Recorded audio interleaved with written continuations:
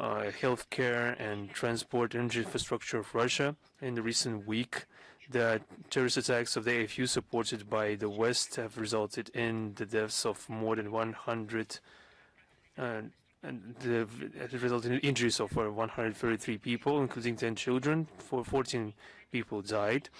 And now I would like to give examples. In the Republic of Adygea, in the village of Enem, on the 18th of March, the UAV strike resulted in injuries of 2 girls. In the Republic of Bashkortostan, on March 21st, the UAV strike against the house under construction resulted in the injuries of 2 workers in the Belgorod region in March 19 to 22nd in the village of Oktyabrski. The use of military drones results in the injuries of 13 civilians, including a local medical officer and a driver of the ambulance. In the village of Murom, 1 person was killed. In the villages of Smorodino, 2 bomb strikes resulted in destruction of a post office and food store. 5 private houses were damaged. 4 local civilians were killed, and 1 more woman was hospitalized in a very dangerous condition for her health. In the Bryansk region, the AFU on 20th of March struck the psychoneurological center in Suzem, and 1 employee was injured. In the DPR, the AFU struck a facility of Novoroshan Railways, resulting in the deaths of a 40-year-old locomotive driver and his 25-year-old assistant. In the Zaporozhye region, 8 civilians were injured as a result of strikes from March 19 to 22nd. In the Krasnodar Krai, the UAV strike against a multi-story civilian building resulted in the death of a 25-year-old woman. In the LPR, in the village of Verokrakino, on March 19th, the direct strike of UAV resulted in the injuries of 15 employees. In Sevastopol, on 19th of March, the direct strike by drone against a civilian house resulted in the death of a 30-year-old man, and another two people were injured. In the Kherson region, on the 18th of March, the AFU have launched a strike against kindergarten in the village of Mikhailovka. The 35 people were evacuated, including 30 children. Fortunately, no one was injured. The Russian law enforcement agency continued the investigation of crimes of the AFU and foreign mercenaries.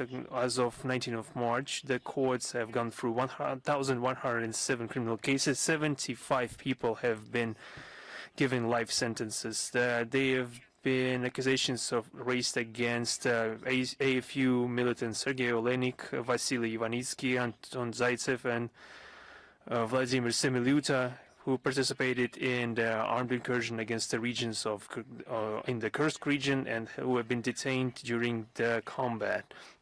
An in absentia punishment in the form of 25 years in prison was given. A sentence was given to Dmitry Antonuk, who was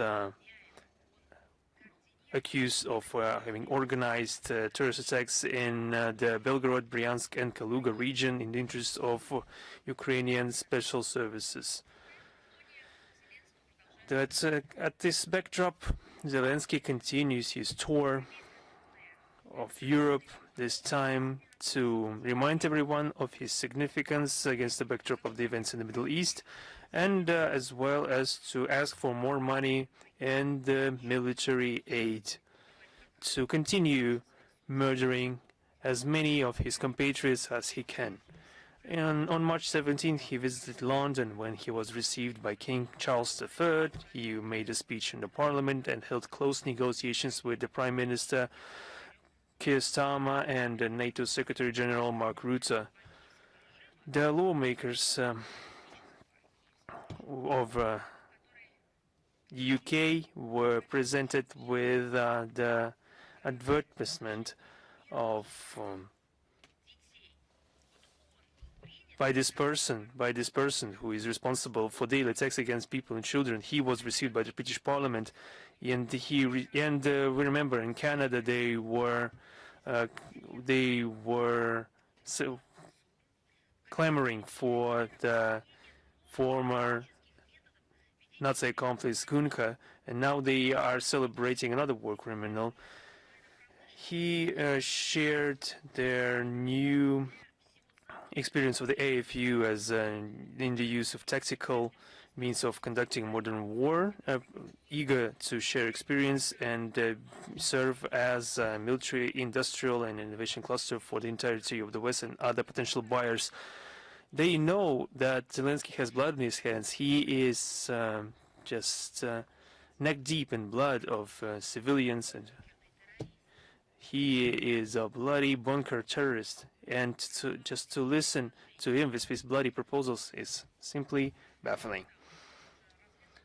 He also developed his thought in saying that in the very zone of the conflict, not the Ukrainian one, but in the conflict in the Persian Gulf, he shared that more than 200 Ukrainian experts on combating drones are already in the conflict zone, and with another 3 dozens being prepared to be sent there. On the one hand, they say that they are always lacking something and are always asking to send experts to Ukraine. On the other hand, they send hundreds of them to the Persian Gulf. We know that they have been sending a lot of the stock cutthroats to the African continent before. Of course, there were no exact information, precise information, but they were very cheap show elements. He brought with himself a miracle tablet that in real time showed everyone the successes of the AFU in the battlefield. In the parking lot in front of the parliament building, there was an exhibition of Ukrainian drones that Zelensky, you will not believe this, he was trying to sell them to British MPs, £10,000 each. And the British legislators were also did their part, and they received Zelensky not in the parade hall of the House of Commons, but just in one of the rooms, one of the many rooms of the building. And they should know who they're dealing with. But we know how the UK is taking part in this terrorist activity unleashed by the Kiev regime against civilian population. The key result of the visit was the declaration of new bilateral agreements in the framework of the so-called 100-year partnership oriented to increase the level of interaction up until the level of strategic cooperation. They were talking about the reinforcement of the cooperation area of security and defense and the growth of defense capabilities against modern armaments, and also, I quote, helping global stability based on UK and Ukrainian developments. In response of this in response to this comprehensive military support, Kiev, as paradoxical as it may sound, committed to provide aid in case the UK was attacked. As an example of fruitful cooperation, the UK presented the Octopus project on the creation of interceptor drones, and London also promised to provide £500 million to create an advanced center in the area of AI as part of the Ukrainian MOD. This is a part of UK's course to destabilize our region through broadening military cooperation with the terrorist Kiev regime, and also the attempt to learn the experience of modern war from those who they have long made lab rats in their geopolitical fight against Russia. There was also discussion of the negotiations to settle the Ukrainian conflict. The European hawks are not really interested in the success, of course, and they are ready to obstruct any attempts to reach sustainable agreements on peace. The confirmation of this was another terrorist attack of the AFU committed on March 17th and 19th against infrastructure of the Turk Stream and Blue Stream. The corresponding commentary was given by us on March 20th. We also heard plans of the UK, Netherlands and Finland to launch a new mechanism intended to grow arms supplies and munition supplies and military equipment supplies for the requirements of the Kiev regime by 2027. That's the peace-loving and peace-seeking exchange of opinions we saw just an aggressive discussion intended to protract the conflict. Against this backdrop, we cannot but mention the results of the European Council session. This extortion for Western aid is actually an arduous process for Zelensky. On the 19th of March, there was a meeting of the European Council, in the aftermath of which the heads of the European institutions, Ursula von der Leyen and Antonio Costa, couldn't ensure the consensus of EU member states to provide the so-called military loan to Kiev amounting to 19 billion euros. They are declaring nevertheless, they are still declaring their commitment to this bankrupt line of support to support the Kiev regime as long as it takes. The outcome statement of the summit that was rejected by two countries, namely Hungary and Slovakia, is rich with propaganda and anti-Russian narratives. There is another mention of the known European position in regards to the settlement of the conflict. Russia is called to agree immediately for a full, unconditional and immediate ceasefire. And I mentioned just a couple of minutes ago how the UK, during the meetings with Zelensky in London, has discussed the growth of aggressive acts and more arms shipments and joint production of munitions and armaments. How is it all linked with the declared comprehensive peace negotiations they're demanding from us? It's unclear. At the same time, they confirmed that they are ready to contribute to ensuring the strong and reliable security safeguards for Kiev, especially in the framework of the so-called coalition of the willing. Any other type of peace, perhaps one that would take into consideration the interests of Russia, the rights, the legal rights and legitimate rights of Russian-speaking citizens of Ukraine, territorial realities, and the rights of people for self-determination, is of course not meeting any agreement on the part of Brussels. They want to continue these use neo-colonial traditions to exploit Ukraine and to try to use them against Russia in the aggressive purposes. Now on the financial commitments of the European Union, against the backdrop of those trends that are called recession in the world economy, the European Union has nevertheless something to propose to the Kiev regime. On the 4th of March, we witnessed the things that the financial investments into the corrupt Kiev regime are begging more and more questions all around the world. On the 4th of March, as I mentioned, the coalition of the Basque left-wing nationalist forces called Bildu, against the backdrop of the promised 1 billion euro promised to be provided by the Spanish Prime Minister Pedro Sanchez in 2026. This group asked to provide information on the investigations into the cases of the detection of some armaments sent by NATO to Ukraine, finding them in possession of being possessed by transnational organized crime groups active in Spain. So this begs the question where this multi-billion aid is going into, especially the multi-billion aid provided by Spain. Where are all those arms going that are being sent to the Kiev regime and then re-emerging in the very states that sent them? Nevertheless, they are continuing to fight it. In the 17th of March, the New York Post, citing the reports of the Office of the Inspector General with the long-closed U.S. aid, mentioned the violations they've detected while implementing the programs of assistance to Kiev. We're talking about $26 billion sent to support the budget of the country, and some of these funds were sent to the persons already living abroad. At the same time, they've detected a problem of double payments.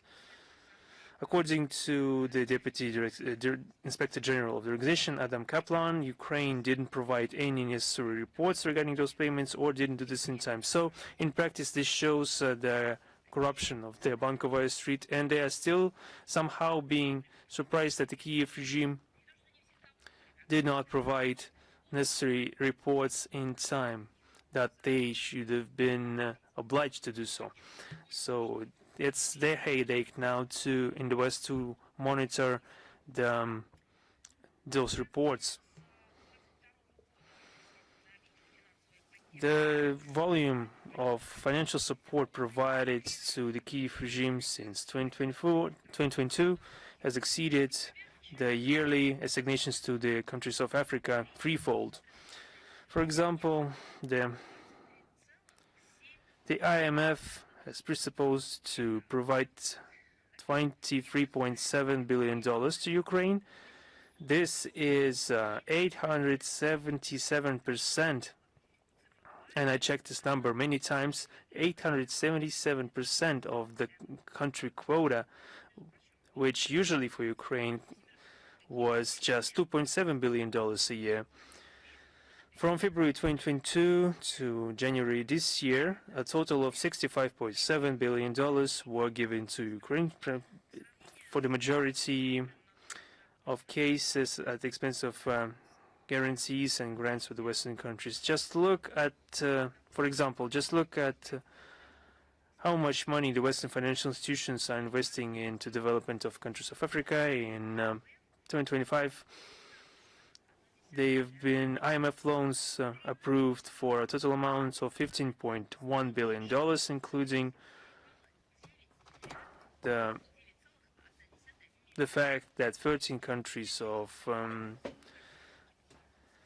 Africa south of Sahara with the least amount of revenues, only $9.1 billion were provided to the entirety of those countries. That's the mathematics that we are witnessing. These funds sent to the African continent is being provided to the areas where they are needed, into education and to food, etc.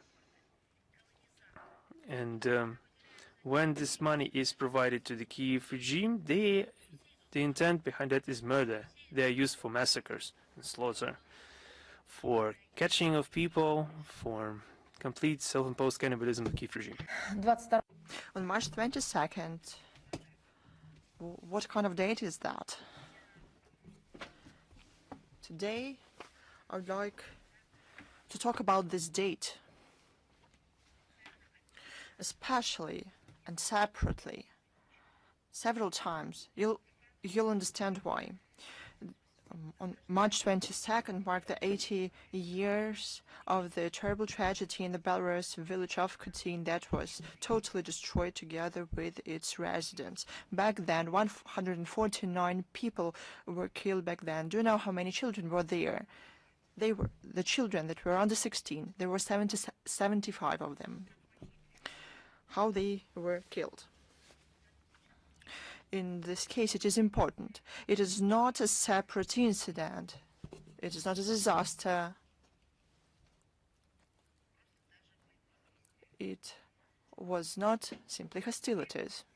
The village of 27 houses was looted and burned down by the Punishers from the Battalion 118, Schutzmannschaft. It is a security police, and by SS soldiers from the Diverlanger Battalion, under the command of SS Sturmbannführer Erich Kernen. This unit participated in the extermination of Jews in Babi Yar, and in late 1942 it was redeployed to Belarus to fight partisans. Organizers and the perpetrators of the crime included not only Hitlerovists, but also Ukrainian nationalists from the western regions of the Ukrainian Soviet Republic. The Battalion 118 was formed in the spring of 1942 in Kiev from the especially trained in Germany members of the Bukovina Kuren. Zelensky, of course, continued to keep silence about the collaborationists of Ukrainian Banderovets.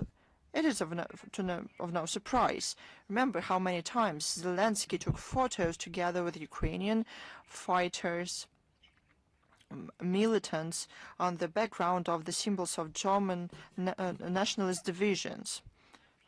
So how can you remember what happened in Khatyn? Today, Ukraine openly glorify the successes of those who burned down Khatyn, the memorials to Stepan Bandera, Roman Shukevich, Andrei Melnik, and other Nazi accomplices who served in Battalion 118, exist in many towns. Streets, stadiums, other facilities are called in their honor. At the same time, they distort severely and rewrite history and continue attempts to wipe away the mentionings about the true heroes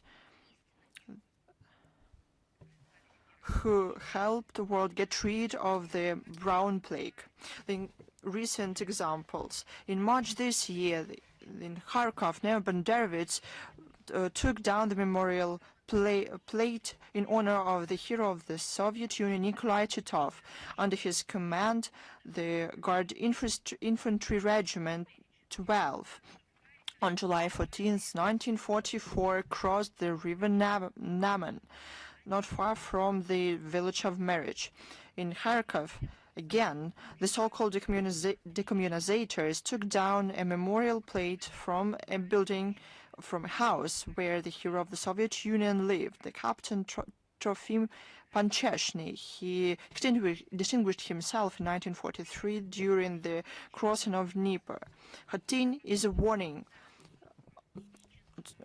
about what Nazism can lead to. When successes of Bandera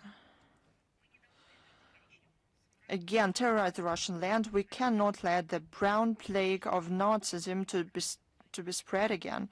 It is necessary to so that justice catches up with everyone who follows this path of executions of Khatyn. We'll talk about this topic later on again. On March the 20th in Kiev, the self-proclaimed Kiev Patriarch Philaret died on the 90 years.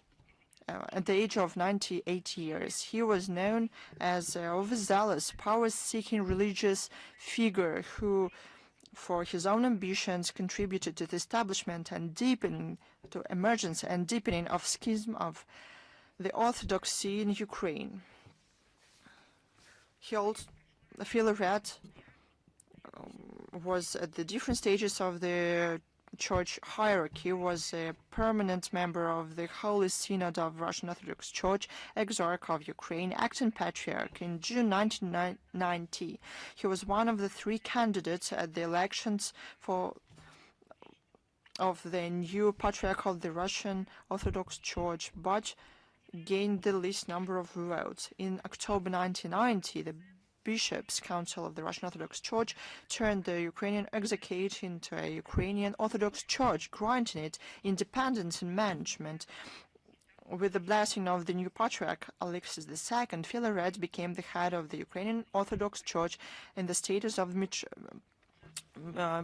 Metropolitan of Kiev and all Ukraine. However, he wanted more. In 1991, on his behest, the Bishops' Council of Ukrainian Orthodox Church declared full independence and asked the Russian Orthodox Church for canonic autocephaly. In the spring of 1992, this address was considered by the Bishops' Council of the Russian Orthodox Church, that was attended by the Ukrainian priest as well. However, the church hierarchs opposed the independence. For the schismatic activities, the Bishops' Council of the Russian Orthodox Church stripped Philaret of all holy orders and all the rights associated with the presence in the clergy, end of quote. But he did not back off and established so-called Ukrainian Orthodox Church of the Kiev Patriarchate, and in 1995 he headed it the so-called, he became the so-called head, and declared himself as the Patriarch of Kiev and all Ukrainian Russia. In 1997, the Russian Orthodox Church completely excommunicated Filaret and anathemized him. This decision was made by other local Orthodox churches as well, including in Constantinople. However, Filaret continued to call himself no more or less a patriarch and kept some parishes. He attempted to participate in the political life, supported the so-called European Maidan, and the war started by the regime in Kiev to exterminate Russian and Russian-speaking people in Donbass. In 2018, he participated in the establishment of the so-called Orthodox Church of Ukraine, based on the merger of Ukrainian Orthodox Church of the Kiev Patriarchate and self-proclaimed Ukrainian Autocephalian Orthodox Church, in hope to become the head of the new national church of the country and to be recognized in his new capacity in the Orthodox Church. The structure was headed by the Metropolitan Epiphanius Domenko, however. And Filaret was declared, I quote, spiritual mentor, end of quote, and he received it in a hostile way. Later, he left the Orthodox Church of Ukraine together with assets and property of the Ukrainian Orthodox Church of the Kiev Patriarchate. The loss of this property was very sensitive for the sect of Epiphanius. That is why, as soon as the news spread about the death of Filaret, the schismatics hurried to steal the body to give the last honors to his spiritual mentor, as they say, and to declare their claims on the property of the Ukrainian Orthodox Church of the Kiev Patriarchate. They ignored the last will of the deceased. But here's the most terrible thing. The outcome of these experiments with the believers, with the religion, when people think not based on the truth, they do not bow to the real faith, but they attempt to erect a podium for themselves, forgetting about the most important things. The schismatics ignored the last will of the deceased. Can you imagine that? And called his will questionable and forged. And the will, however, the so-called patriarch banned to perform the so-called priest of the Orthodox Church of Ukraine to perform a funeral service on him. This shows in the very best way what's going on in Ukraine. Or I'd rather say disorder and immorality. Rotten to the core, Kiev regime and Banderovits, nurtured by it in robes, act like Stalinists, absolutely forgetting about the basic norms of human morality and consciousness. I'm not even talking about a legal dimension here. All these facts and other facts that I will mention later on confirmed the relevance of the goals to denazify and demilitarize Ukraine and to remove threats coming from its territory. These goals will be achieved, as the Russian authorities always said. But let's go back to Khatyn. In 1943, the village of Khatyn was exterminated, together with all its residents. I'll remind you, 149 people were killed. They were burned down. 75 of them were children.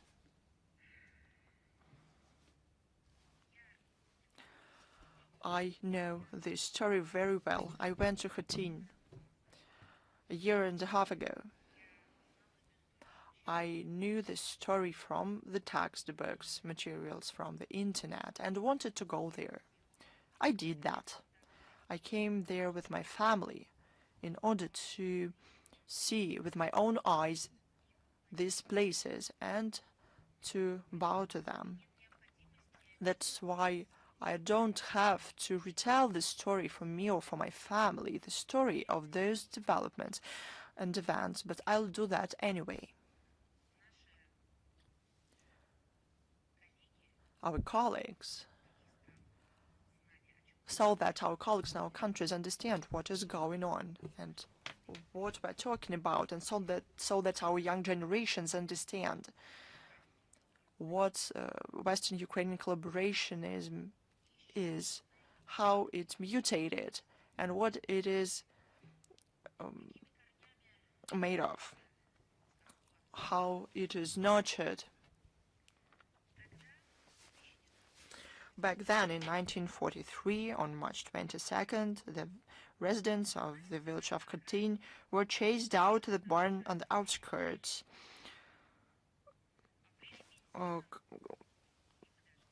covered it with straw, doused with petrol, and set on fire. The wooden shack caught fire instantly. Children cried and were suffocating in smoke. The adults attempted to save them in despair. From the pressure of dozens of people, the doors broke down. People in terror, in their clothes on fire, attempted to run away. Those who managed to escape the Nazis shot down with cold blood.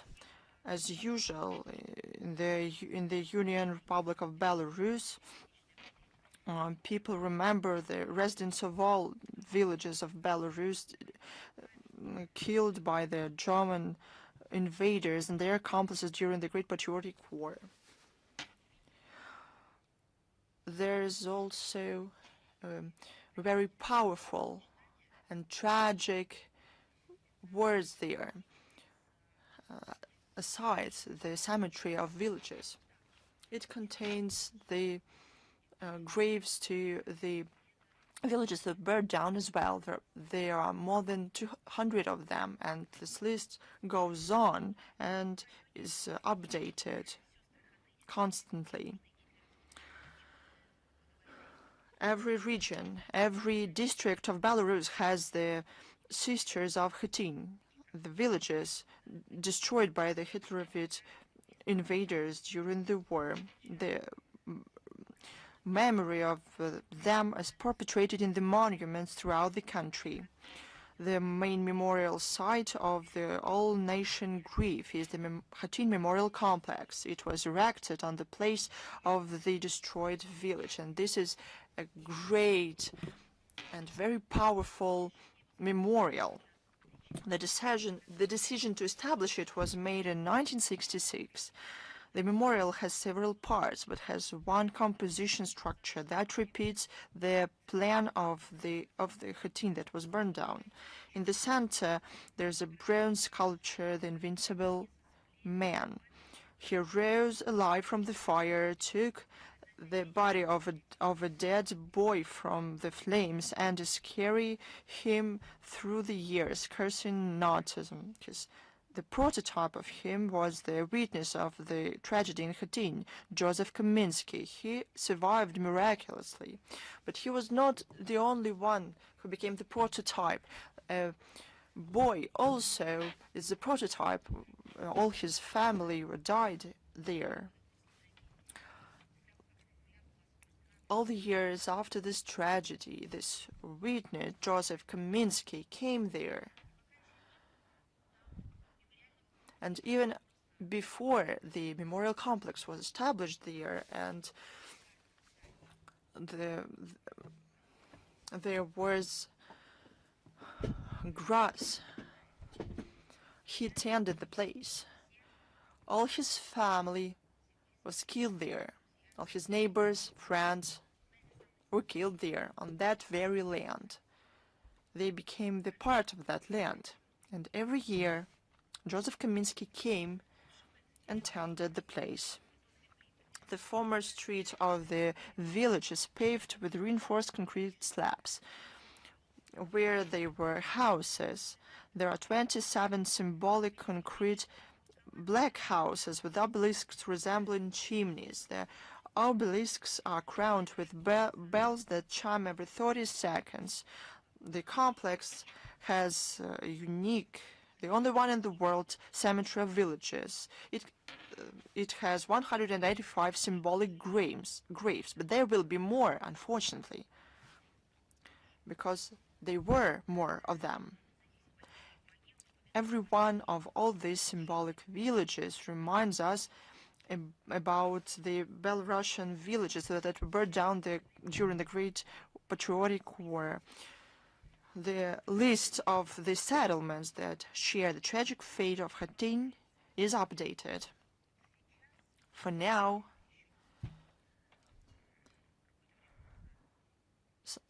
some time ago there were 285 of them, and now there are 290 of them.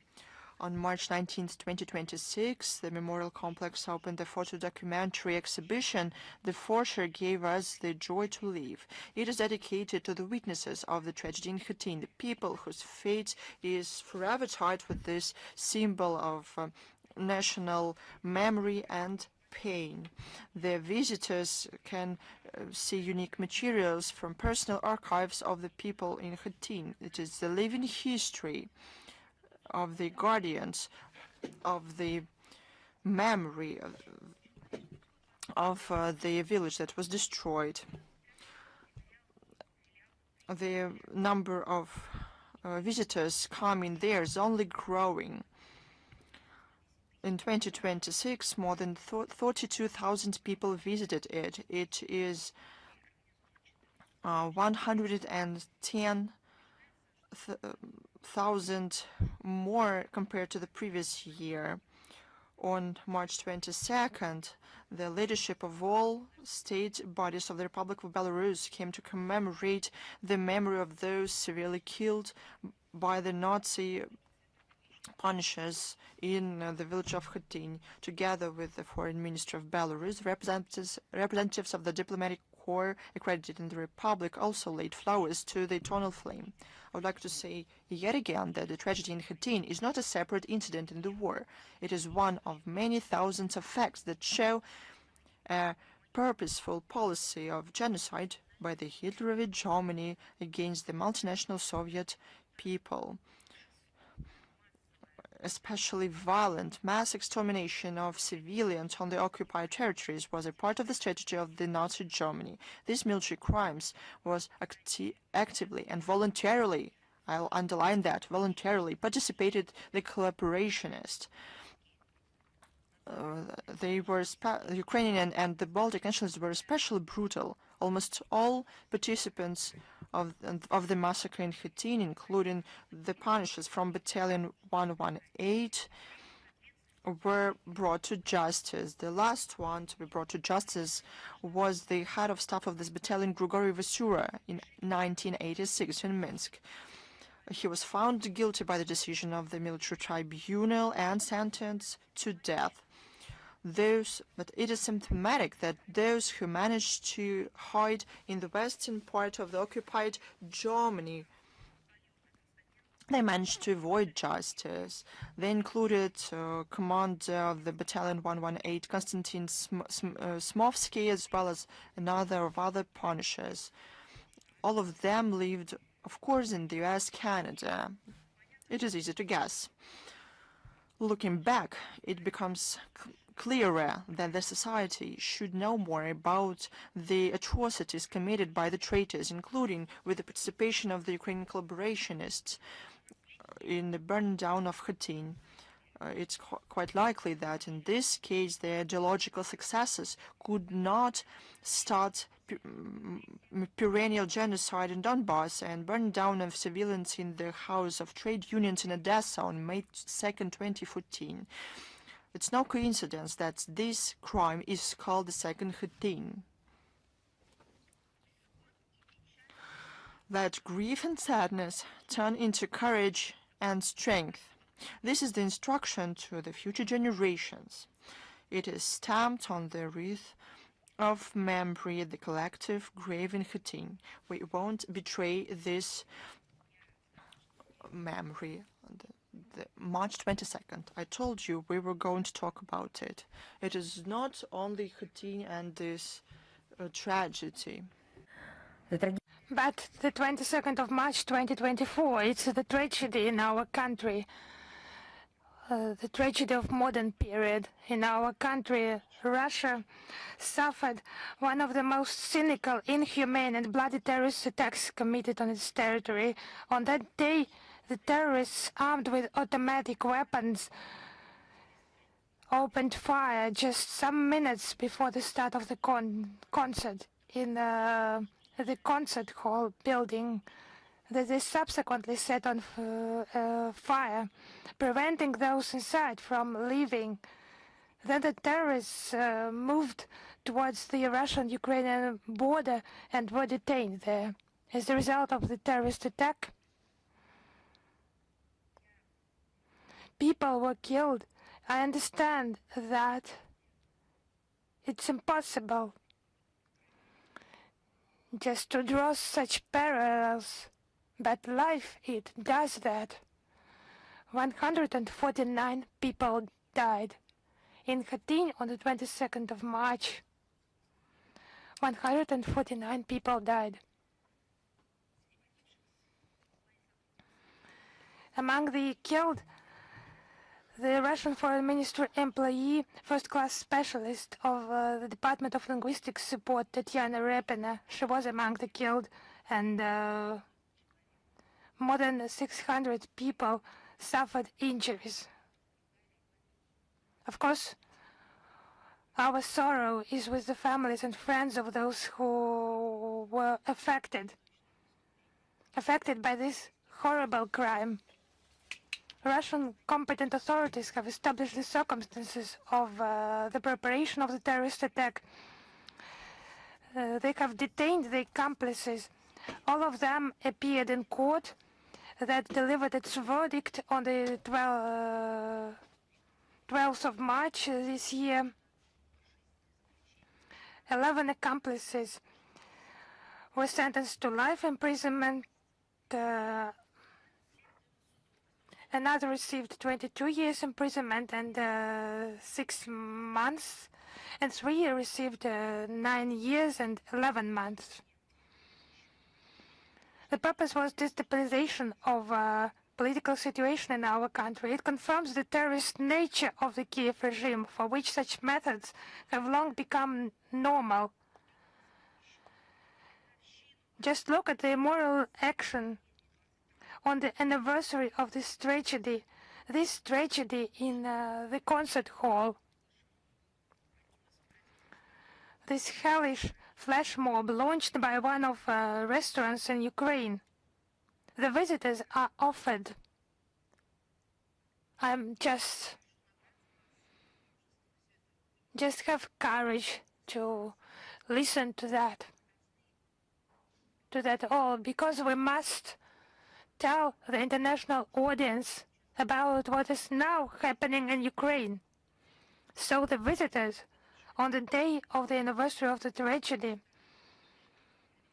at the Ukrainian restaurant, they were offered to mark this incredibly funny event, and those who ordered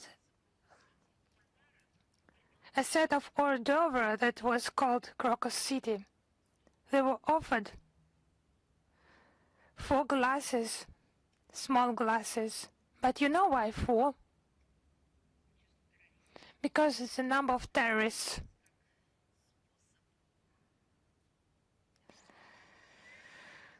So this PR campaign was qualified as a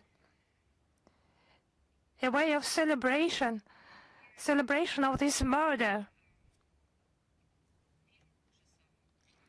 It's not some part of a horror film.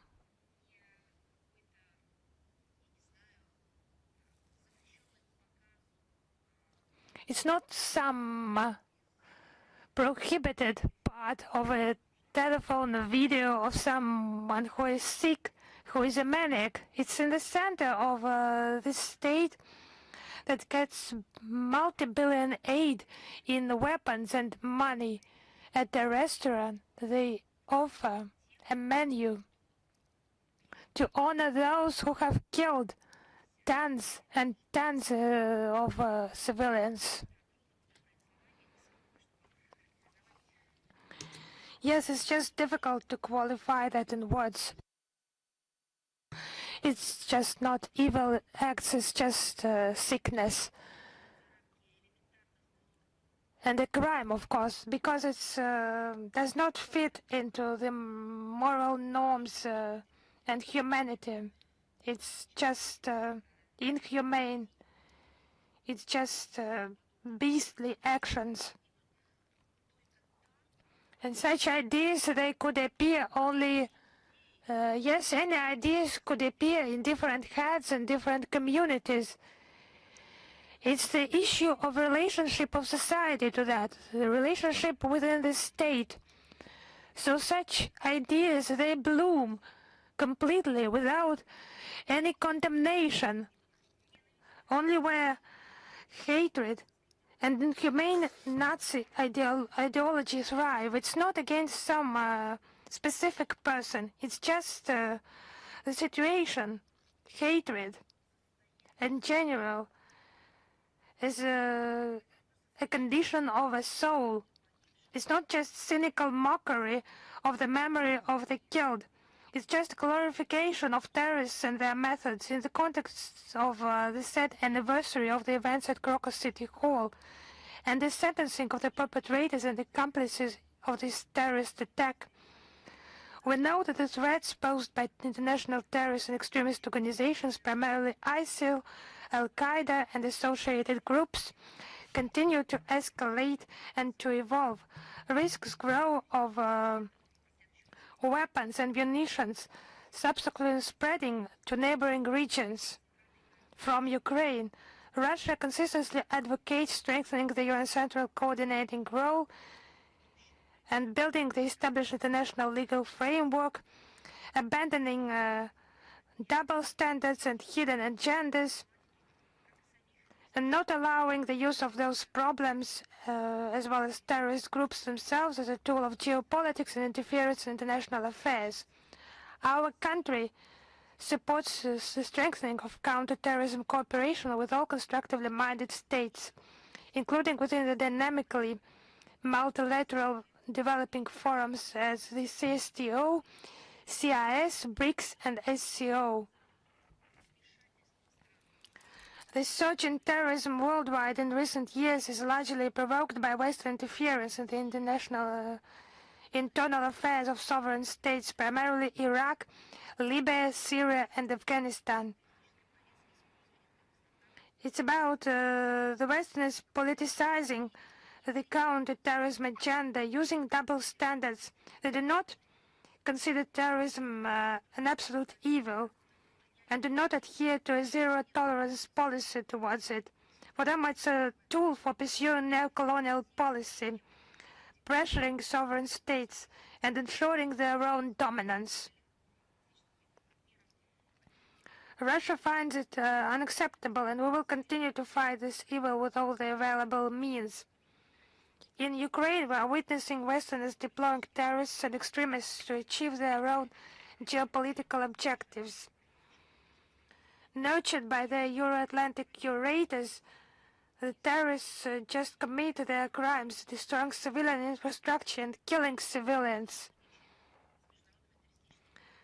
The Kiev regime employs terrorist methods itself and cooperates with international terrorist groups, also for fighting against legitimate governments, particularly, as I have already mentioned, today in Africa, on the African continent. Ukraine has been turned into a true logistical hub from where Western weapons are distributed throughout the world, falling into the hands of both criminals and terrorists. And what is now happening in Ukraine?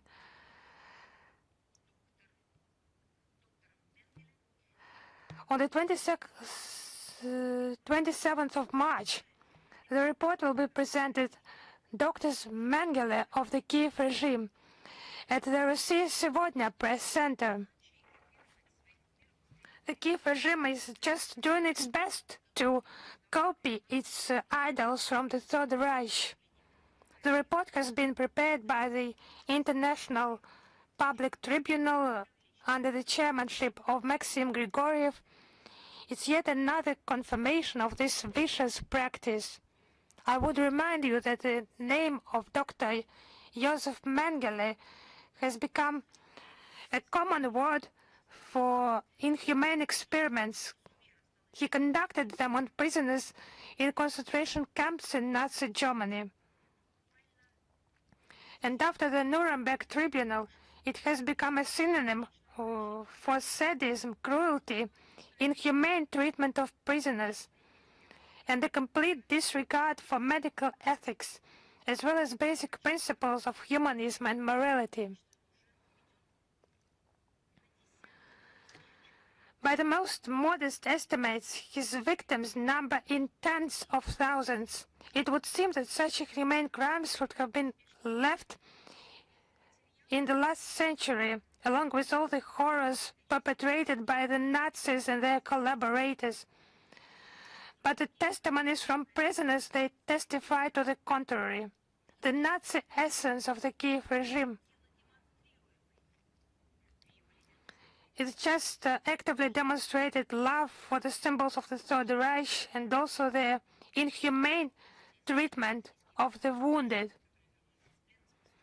The details recounted by Russian servicemen who returned from capacity are capable of horrifying even the most hardened cynics.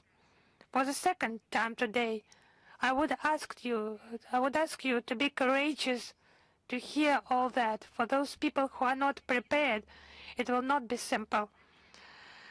I mean amputation without anesthesia, deliberately inflicting pain by inserting medical instruments into wounds, using prisoners for training exercise for medical students, striking broken bones. It has become a routine, unfortunately, for many Ukrainian doctors. I do not know to what extent this word is applicable here, but those medical workers, they have clearly forgotten the Hippocratic oath. They just exchanged it to the Josef Mengele oath. All the facts presented in this report are not just some accidental cases. It's not just one-off case. It's a manifestation of inhumane, endless, sadistic tendencies, not of a single doctor, but it's systemic phenomenon now. Obviously, it's not about single cases, some specific persons. No. It has become a pandemic for doctors in Ukraine who are allowed to treat prisoners of war. It's a systemic phenomenon, I would repeat, and it's being supported at such a level, in such a format, by the Kiev regime. They are aware about that, and they consider it an absolute norm and do nothing about that. But not all doctors in Ukraine just are ready to ignore the norms of humanity, but of course not. But the number of those who participated in that sadistic bacchanal, it's just shocking. And doctors mentioned that they were prohibited from giving painkillers to prisoners of war. According to the Geneva Convention on Vancouver, have they not heard about such a document? The treatment of prisoners of war, it should always... I don't know how to put it. It sounds banal. Everyone is aware of that, remembered, and many generations, they know that, they have known that prisoners of war should be treated humanely. Any unlawful act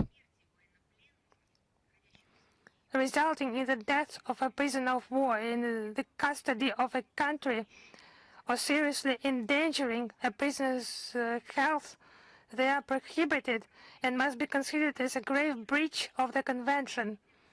No physical or mental torture or other coercive measures may be applied to prisoners of war. But atrocities against Russian prisoners of war constitute war crimes that have no statute of limitations. So everyone will be responsible for that. Ukrainian leaders, heads of Ukrainian medical institutions who gave criminal orders to those doctors who carried out those crimes. On the 27th of March, it will be GIMO diplomas presented to veterans of the special military operations who participated in the program of additional training, urban infrastructure and territorial development manager Sergei Lavrov will preside this ceremony, and among the honored guests will be the State Secretary and Deputy Minister of Defense Anna Tsivilova, GIMO Rector Anatoly Torkonov, Head of the Main Directorate of the Ministry of Foreign Affairs Khatyn, and heads of the regions will be attending. Those who have sent students to that program. The 2-month training took place at GIMO's Odintsova branch. 29 veterans participated from St. Petersburg, Vladimir, Kaluga, Leningrad, Lipetsk, Moscow, Nizhny Novgorod, Novgorod, Pskov, Ryazan, Smolensk, Tver, Tula, and Yaroslavl regions. It was not only for career military personnel, but civilian professions, economists, engineers, medical workers, and many other professionals. This program, at the request of Sergei Lavrov, includes 7 training modules, independent project work, practical training at infrastructure facilities in Moscow and Moscow region. Today, it's a major in-person program for special military operation veterans, and in the current conditions when high demands are before the civil servants, it's the combat experience and psychological fortitude of patriotism will be in demand in regional and municipal governments.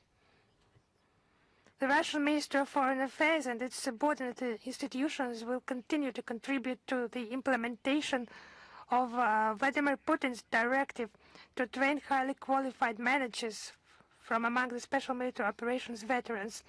They will continue to serve their fatherland in a new field. Now another topic, situation in the Middle East and the Persian Gulf. We have a lot of questions received, and we try to answer them as time goes. We have seen the questions from Kommersant, Zvezdia, Al-Mayadin, Posovskaya Жизнь, and other editions regarding the situation in the Middle East and different speculations in regards to the US-Iran negotiation process and the further escalation of the conflict and possible mediatory efforts to restore peace to the region. Since there have been a lot of questions with a common topic, we prepared a complex response. A new stage of U.S.-Israeli aggression has started against the backdrop of negotiations between the sides. Tehran has accomplished and has been accomplishing their part of work in good faith, and it turned out that Washington used this as cover-up for the start of the war, and this is discreditation of diplomacy. It's obvious now that the conflict is developing not according to the initial blueprint, and perhaps there's another call for negotiations is intended to create more fruitful environment for the continuation of the strikes. Our principal position has not changed. We think that negotiations are the only reason, on the only resolution to end the crisis, which has involved not only the Middle East but the entire world. The crisis, which has a tendency to, unfortunately, woefully, to be spread along geographical frontiers and nuclear catastrophe, cause Russia to call on a swift end to violence and sustainable dialogue to reach sustainable peace in the region. We are intrinsically ready to support it. Regarding the fate of the nuclear material amassed by Iran, the NPT, neither the NPT nor the agreement with the IAEA do not, and I once again underline the fact that they do not set any limits to the amount of nuclear material in possession of non-nuclear states that they are manufacturing, and there are no limits in regards to the enrichment process as long as this process is controlled by the IAEA. So only voluntary measures on the part of Tehran are possible without any infringement upon the sovereign rights of the Islamic Republic of Iran. Only Iran has the right to dispose of their nuclear material as they see fit. Another aspect of a topic that we regularly commenting about, and we are providing speedy replies to the questions. Our representatives and ambassadors and permanent representatives at the international organizations make statements in that regard, provide evaluation of the unfortunately only growing crisis that we're witnessing before our eyes. I will not repeat myself, but in one aspect I would like to have some addition. During the strikes of March strikes of the US against Iran, many UNESCO sites included in the list of World Heritage sites have been damaged, including the Palace of Golestan in Tehran and the Mechet Jame, Palace of Chehil Sotun, and the components of the Meydan Imam Square. On the 2nd of March, the Internet portal of UNESCO published the statement condemning the destruction in Iran without mentioning any initiators or participants of the conflict, and calling on all sides, very interestingly, to abide by the UN Convention on the Preservation of the World Cultural and Natural Heritage of 1972 and the Hague Convention on Protection of Cultural Valuables in case of armed conflict of 1954. On March 11th, the director of the Center of World Heritage of UNESCO, Lazar Elundo Asomo, and the press secretary of the Organization on the Issues of Culture and Priority Africa, Munia Givano, have made a statement against this damage to the cultural heritage of the entirety of the Middle East and Iran. The American-Israeli aggression against Iran already led multiple fatalities and a lot of suffering. Children are dying. The healthcare system is suffering. Thousands of people have been left without shelter and were forced to leave their homes. The region is threatened by a very real environmental catastrophe. Against the backdrop of those tragedies, we shouldn't forget about the real danger of destruction of our worldwide heritage, our cultural heritage. Everything that forms us as a civilization is cultural and historical diversity and is a material manifestation of the history of mankind. On December 29, 1947, back in 1947, while making a statement during the opening of the Rerich paintings exhibition, first Prime Minister of India, Jawaharlal Nehru, mentioned that the Russian painter and thinker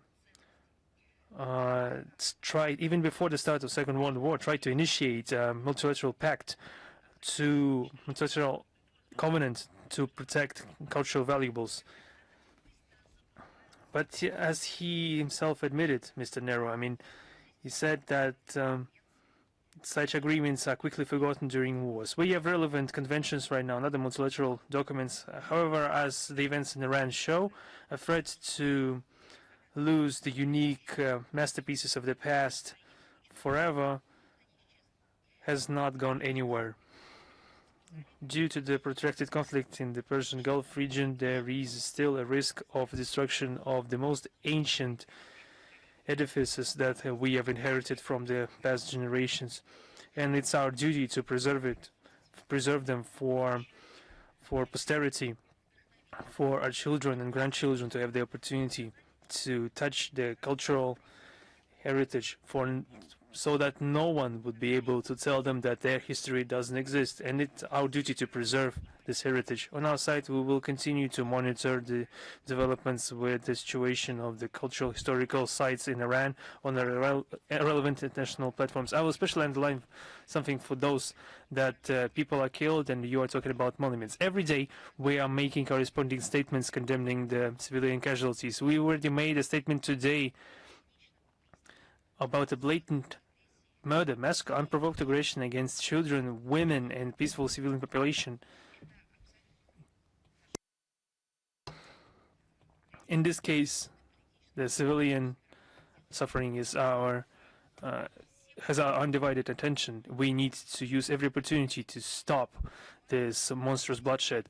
But it's important to look at all the aspects of this tragedy, especially to have the whole mindlessness and inadmissibility of the situation.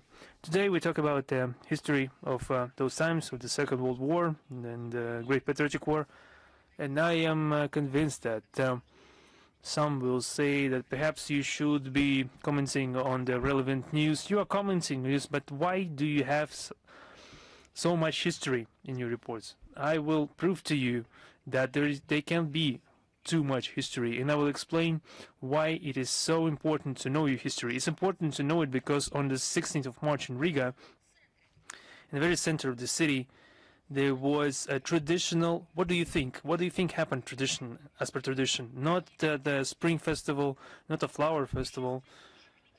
There was a march of former legionaries of Waffen SS and their fans from the number of the representatives of the local nationalist radical organizations. And among the participants of this congregation, there have been high-ranking Latvian officials, deputies of the same, representative of the mayor's office and the local government from among the right-wing radical parties, from the same people that love to criticize our country. And just look at how it all turns out. They are ready to accuse the other, but they don't notice their own faults.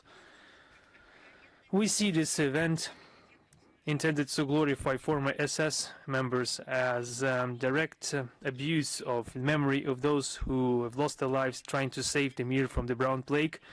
The heroes, in quote-unquote, that they have glorified have taken part directly in the murder of Jewish people in the territory of the Latvian SSR, and also conducted punitive operations in the territories of the Russian SSR, the Belarus SSR, and Poland, without discrimination and not even pitying children, women, or the elderly. Once again, the Latvian authorities are appeasing this situation, and they are trying to put an equation sign between those who attacked and destroyed and those who were attacked,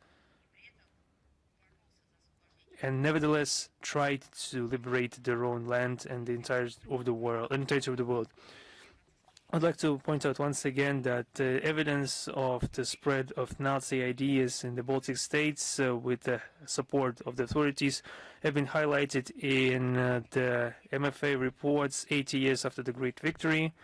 The shadow of Nazism has covered Europe once again, and on the situation in some countries of Europe surrounding the destruction and desecration of memorials erected for those who fought Nazism in the years of the Second World War, that have been published and on our website. And also this topic was mentioned in the regular reports of the MFA, such as on the situation with the glorification of Nazism, spread of neo-Nazism, and other practices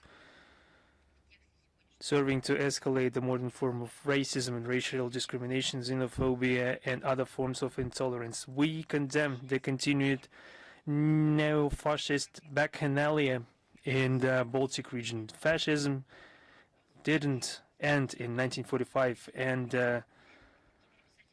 it met an end in 1945, and now there is no future for any of its adherents. Any attempts to rewrite history and to glorify Nazi collaborators are cynical and inadmissible. Our country is defending the truth about the Second World War, and we are decisively preventing any attempts to rehabilitate Nazism, no matter where they are undertaking. Today, those who are still marching against under those banners should remember that the retaliation is inevitable, and all the patrons of such manifestations are leading them into a political and moral abyss. And in the neighboring Baltic state, we saw the similar practice, perhaps not a costume party this time, but doing something close to that in the modern sense of the word. Now a couple of words about the surprising in its stupidity initiative of the Lithuanian this time authorities to ban entry to Lithuania to those performers that have been performing in Russia and Belarus since February 24th, 2022 for a term of up to 5 years. Once again, this confirms the commitment of the Lithuanian authorities to an uncompromised Russophobic stance and the maniacal desire of local elites to block any opportunities for their own citizens to get an alternative information on Russia and its culture. This is just drowning in ignorance that we are witnessing in the Baltic countries, and especially in Lithuania. We are forced to state that the anti-Russian hysteria of Vilnius is taking more and more ugly shapes. The measures undertaken by local authorities to introduce a sort of a quarantine for Russian culture is now supplemented by bans on those who hasn't joined the Russophobic craze and didn't subject itself to the canceling campaign against our country and everything that is Russian. And perhaps the Lithuanians thought that Russian culture would be quickly banned and cancelled in the West, and Russian history would be banned and cancelled, and that would become an around the world phenomena. But this doesn't come to pass. Either they decided to do this themselves, or they received a corresponding order to do something locally. Such conduct by Lithuanian authorities are testament to their fear and mistrust towards their own compatriots. Perhaps they are really fearing that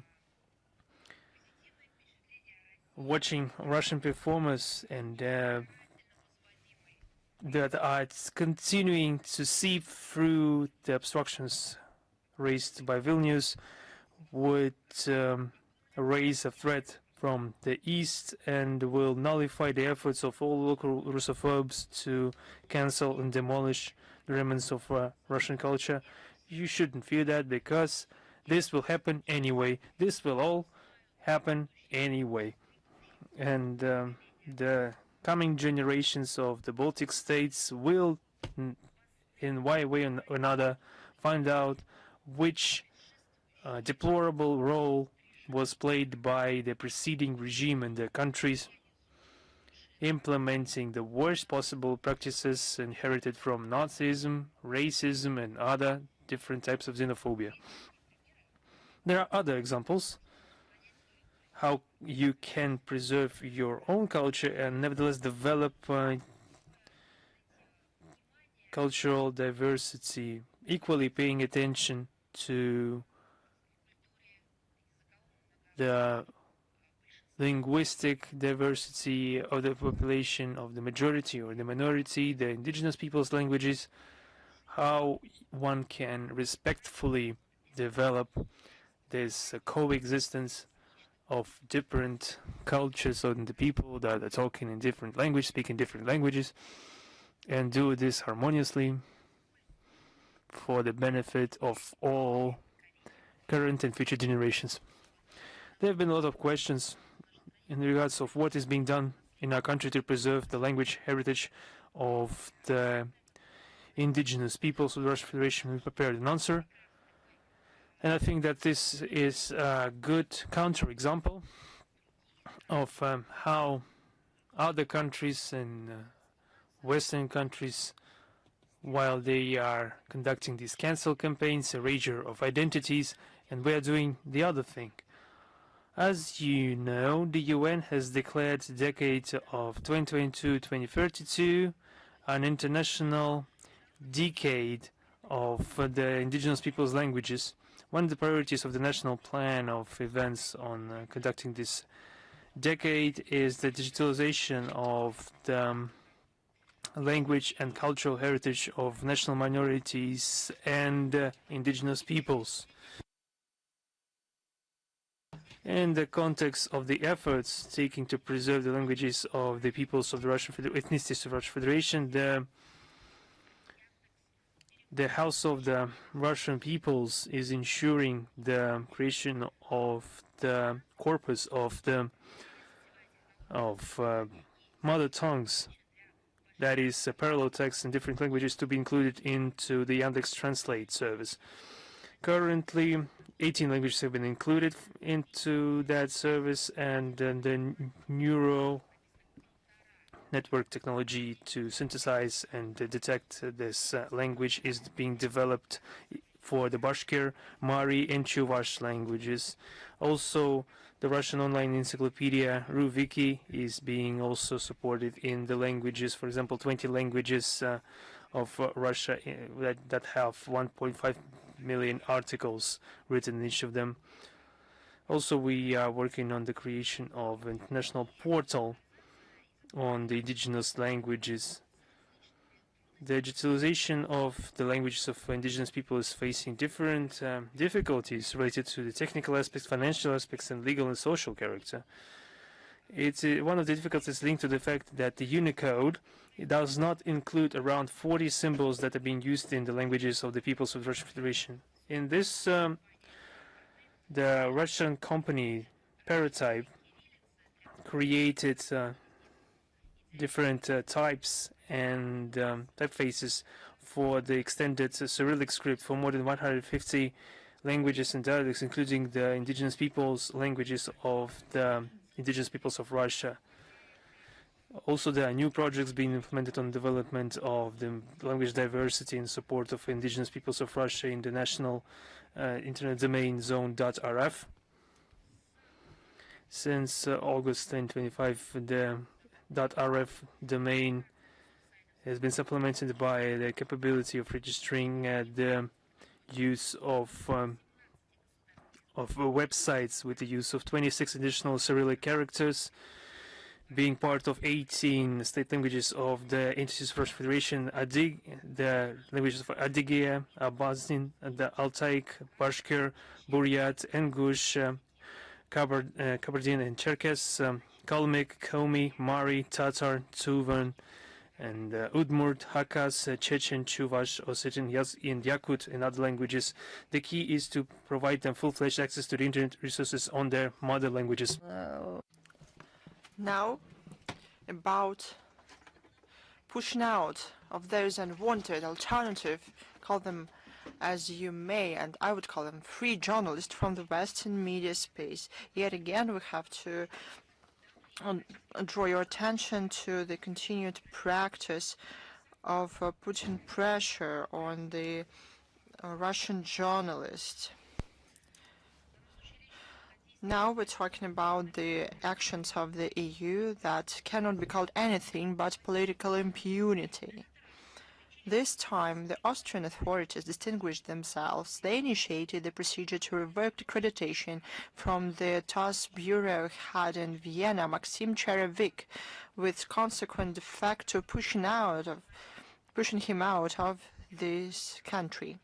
As we learned, the journalist received a notification from the agency of the Federal Chancellor of Austria in charge of the work with foreign journalists, among other things. The document reads the cancellation of his journalist accreditation with a requirement to return the irrelevant press card.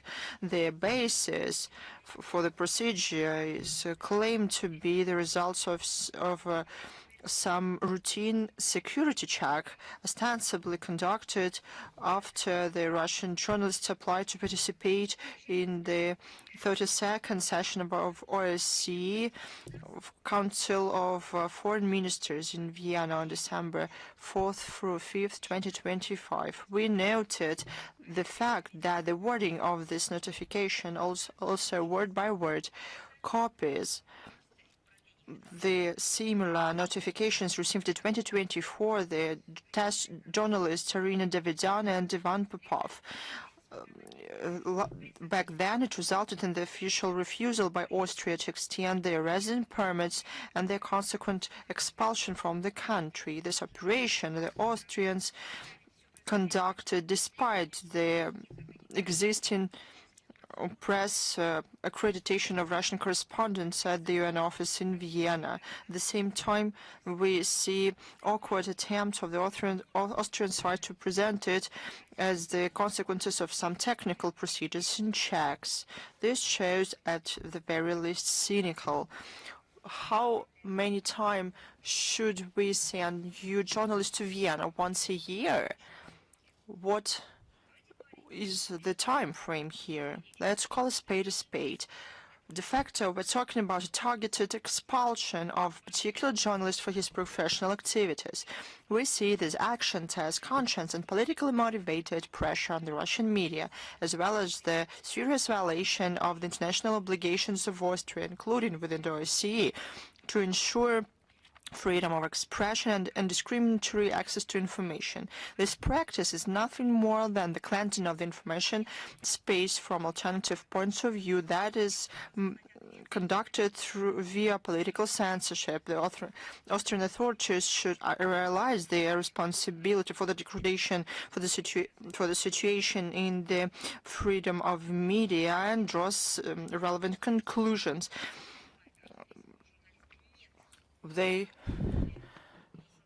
It's Austria that expels Russian journalists, persecutes them, impedes their work systemically, and doing the same things time and time again. And Russia reserves the right to respond to this if they don't change their behavior.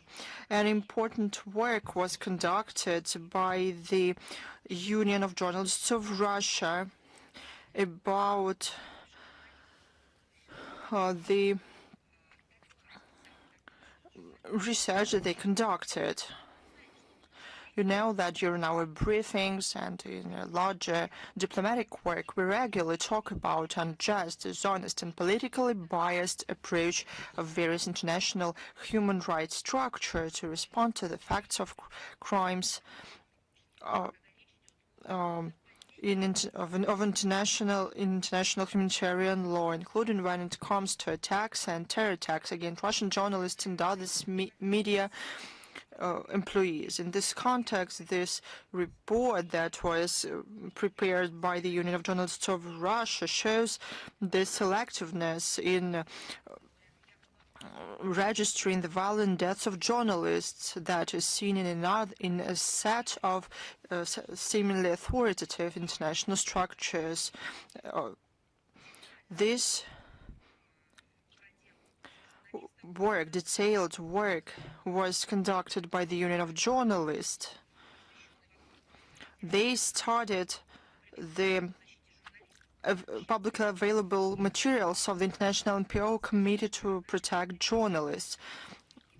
They analyzed these materials thoroughly and in an unbiased manner. They looked into the methodology that it used, and they draw a conclusion that in 2025, this method was used asymmetrically in cases of incidents with journalists, depending on what side of the line of conduct they fulfill their professional duty. We will provide the link to this report. We'll use it and translate it into the various languages. We'll spread it among the relevant international platforms and send to all international organizations in charge of ensuring security for media and journalists. We received a lot of questions asking to comment on the exercises at the Korean Peninsula. We witnessed escalation of tensions on the Korean Peninsula in south of the peninsula since March 9th through 19th. The U.S. and the Republic of Korea held regular joint military exercises, freedom of shield. Officially, they were claimed to be of defensive nature. However, judging on the contents of the events that they trained and the use of military equipment, these maneuvers are nothing but open preparation to war. It is clear that such military activity of Washington and Seoul don't contribute to reduction of tensions. This won't help to reframe the situation to the political and diplomatic track settlement. While the ruling elites in the U.S. and the Republic of Korea seek more military pressure and sanctions on Pyongyang, we won't see any possibility of positive chances on the Korean Peninsula. We are sure that the only total abandonment of aggressive steps and the account of concerns of the North Korea can lead to more security, long-lasting peace in this region. On March 23rd, during the official visit to the Russian Federation of Prime Minister of the Government of Social Republic of Vietnam, Pham Minh Thien, and intergovernmental agreement on cooperation in building the first nuclear power plant on the territory of Vietnam with the participation of Rosatom State Corporation was signed. The agreement lays a legal framework to implement a large-scale project, including the construction of 2 energy units designed by Russia, the maintenance, supplies of fuel and staff training. Rosatom has all the necessary expertise. It has built 41 energy units in 11 countries. The building of the first nuclear power plant will help ensure an energy security of Vietnam and will give a powerful impetus to expanding cooperation in adjacent regions. One more event that took place, I'll tell you briefly. You'll learn more about it from our social networks. We will give more detailed information there. On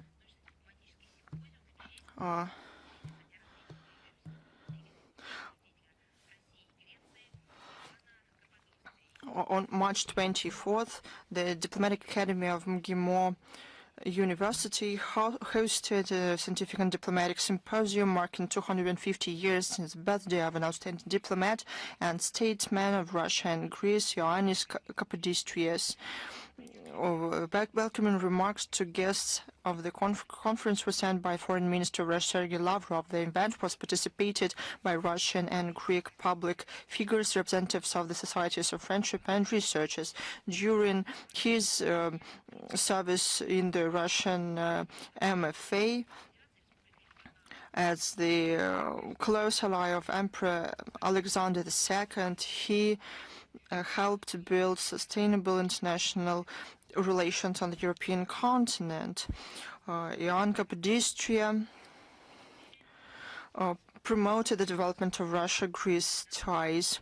It is symbolic that diplomatic relations were established between the countries on 1828 when he was the governor of the Greek state, but until Greece was fully recognized as independent from the Ottoman Empire, we deem it useful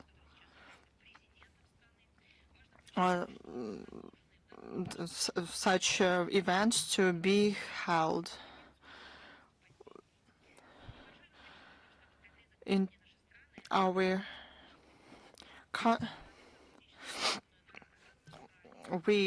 on March 29th, we will celebrate 35 years in the establishment of diplomatic relations between Russia and Panama.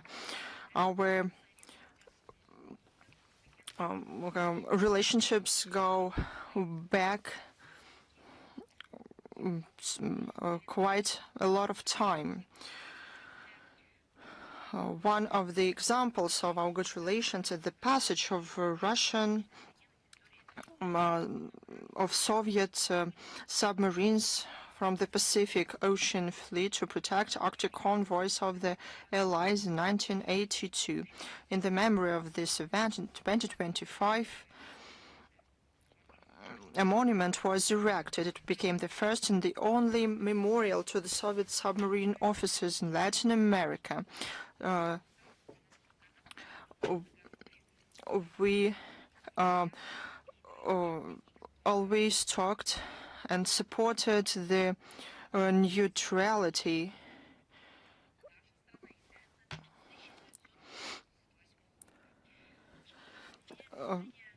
of the legal status of the Panama Canal enshrined in the treaty concerning its permanent neutrality and operation of 1977 and protocol to which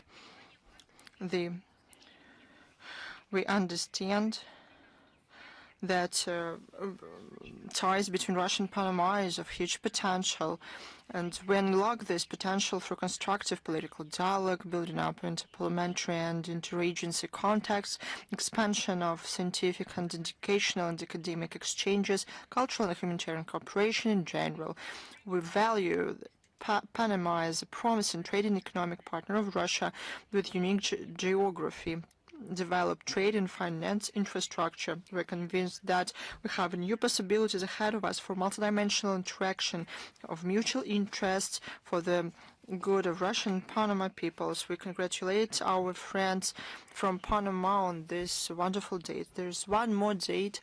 We talked about it this year. The main theater of Russia, the State Academic Bolshoi Theater, celebrates its 250th anniversary. The day of the foundation of the Bolshoi Theater is March 1776, when the provincial prosecutor, Prince Petro Rusev, received the permission of Empress Catherine II to keep the theater performances of any kind, as well as concert and masquerade. End of quote. The Bolshoi Theater contributed significantly to developing international ties through concert tours, implementation of joint projects, organization of educational programs, and broadcasting of performances. Within its anniversary 250th season, the Bolshoi Theater for the first time went to Istanbul with a large-scale tour. The delicately combining traditions and developing new tracks, the theater represents the Russian art at the leading international platform while still being a center of world's music culture. This year, the list of productions was updated and expanded, both in Russia and had a tour both in Russia and abroad. Now I am prepared to answer your questions. We're quite short of time today. Please, the international affairs. Good afternoon. Here's my question. The General Secretariat said that Zelensky wishes to have a deal in Ukraine. In your opinion, is this statement sincere? within the context that we have, we regularly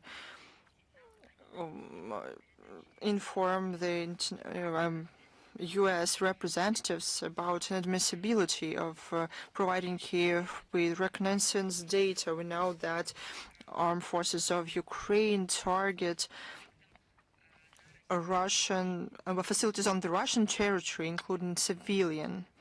I have to say that the response to our demarches, the U.S. side usually keeps silence or just does not provide substantial information. But this is a very relevant issue. Is RIA Novosti with us? Yes, Madam Zakharova, good afternoon. We have one question, if I may. What can you say about the outcomes of the EU summit of March 19th in Brussels?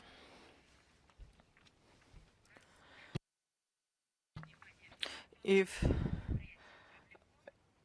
this event caught your eye,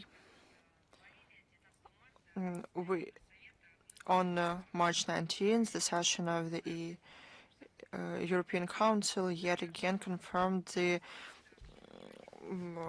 anti-Russian approach, but not only the countries themselves, but only the regimes that are established there. The joint statement published following it on behalf of 25 member states are full of EU propaganda and Russian stamps, or memes, if I may say. Instead of looking for possibilities for diplomatic solutions, the aggressive European majority is still focused on building up efforts to support the Kiev regime and to torpedo initiatives, as we saw from this event aimed at peaceful settlement of the conflict. Under the pretexts of the existential threat coming from Russia, the European Council confirmed their wish to increase their defense capabilities by 2030. However, bureaucrats in Brussels keep silence that they do that at the expense of decreasing other budgetary means. First of all, that go for social matters. Probably they think that they can insult in other ways their own people. But this will end up in certain sentiment in their own country. But what will be the way out? Bucha on the European continent. But all their actions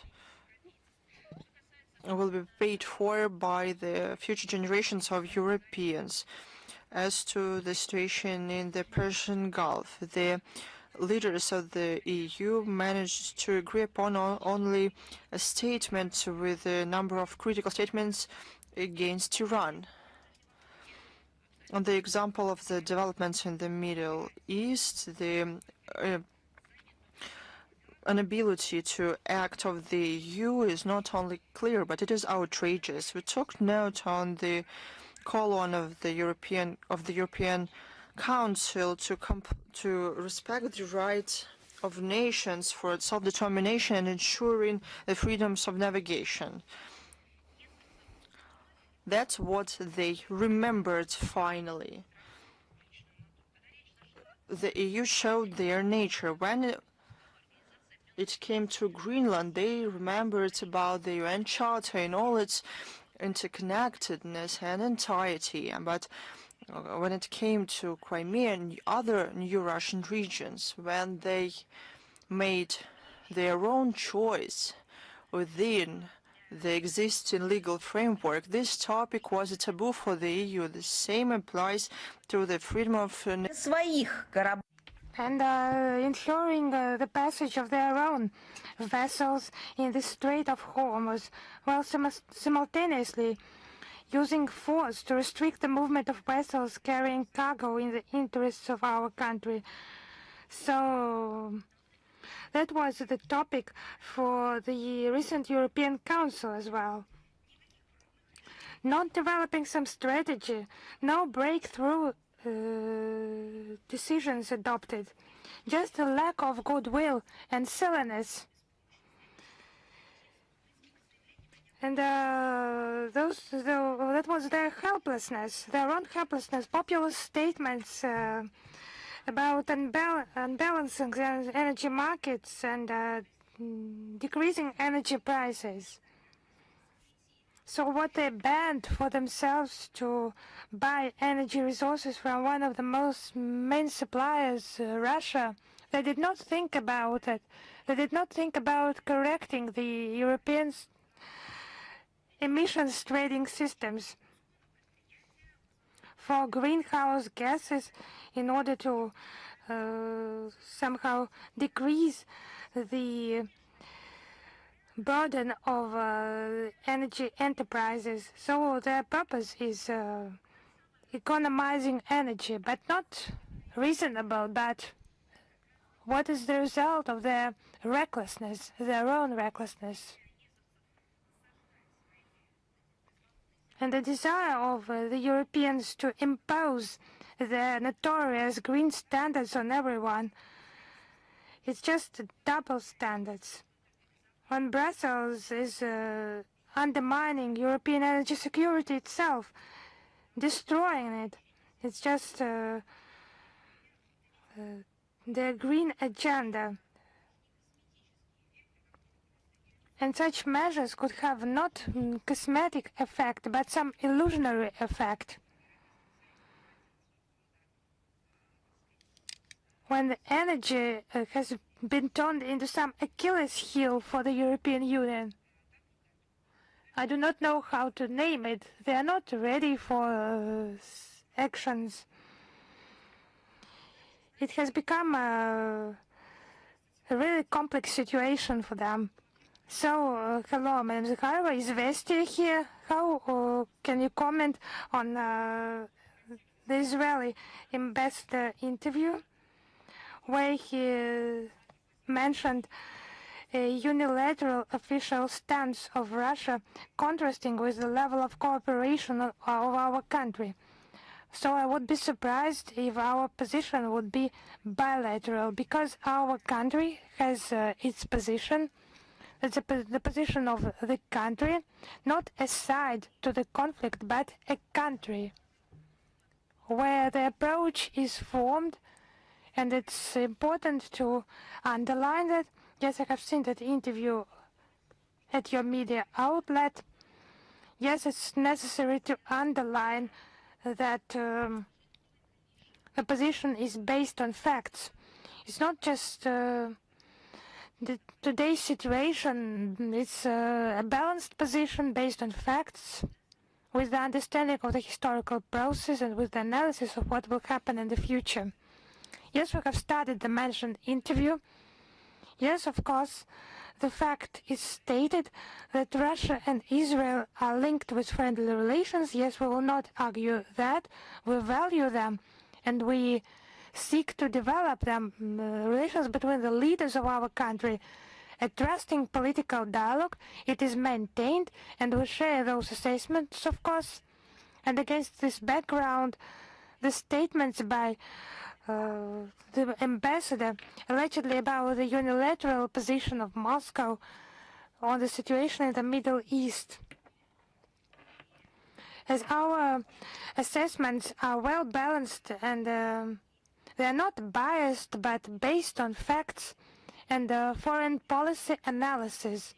But such public assessments of his hosting country position by the ambassador, it's not about contributing to strengthening friendly ties. Thank you to you. Is Sputnik Japan with us? Yes, hello, Madam Zakharova, good evening. Sputnik Tokyo, Dmitry Gavrilov. I have a question. Recently, Japanese media have reported that Japanese authorities are considering purchasing Ukrainian-made drones to strengthen the country's defense capabilities. How would you comment on this information? Thank you.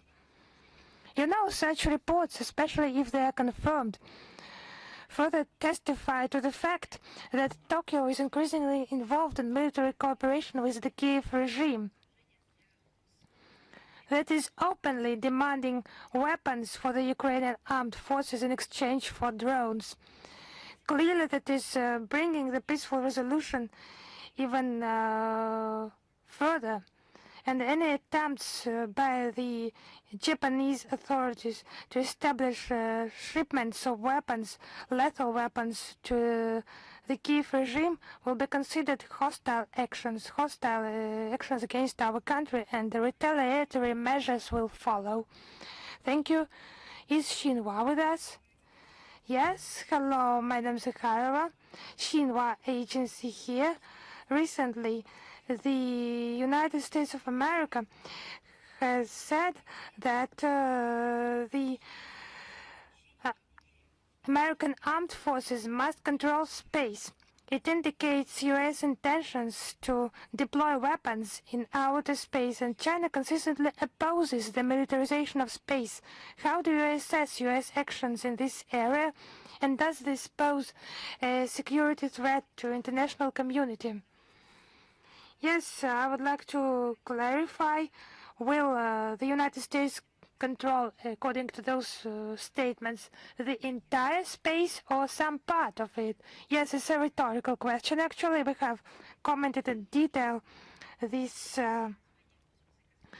U.S. statement on the 19th of March. They are becoming increasingly aggressive, and officials in Washington openly declare their intention to secure military dominance in near-Earth space. It's a rapidly deteriorating situation in space security, growing threat of space becoming an arena for armed confrontation.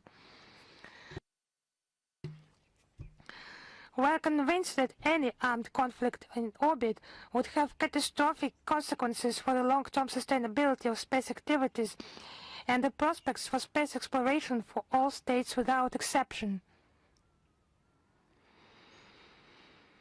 And at the same time, let us not just make some preliminary statements, but it will depend much on coordinated actions by the international community. Initiative to prevent arms race is very much in demand, and developing legally binding instruments and the Chinese-Russian draft treaty on the prevention of the placement of weapons in outer space and the threat or use of force against outer space objects. It could be a basis for that. We will continue constructive efforts to strengthen space security in close coordination with the People's Republic of China, among others. Thank you very much. Thank you. Is Reuters with us?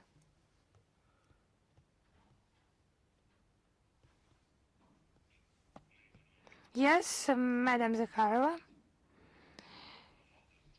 It's about the connection. Yes, we are here. We have two questions about the freedom of navigation, and I will just ask them one after another. Last Friday, it was reported that the French Navy detained the oil tanker sailing under the Mozambican flag in the Mediterranean Sea. The ship was called Dana. How does the Russian Foreign Ministry assess such actions against merchant shipping? And quite recently, Nikolai Patrushev, in an interview with Kommersant, said that Russia could consider escorting ships, vessels, if additional threats appear posed by European states, could consider additional measures. Could you clarify what are those measures and how are they developed? So let me start replying from the beginning.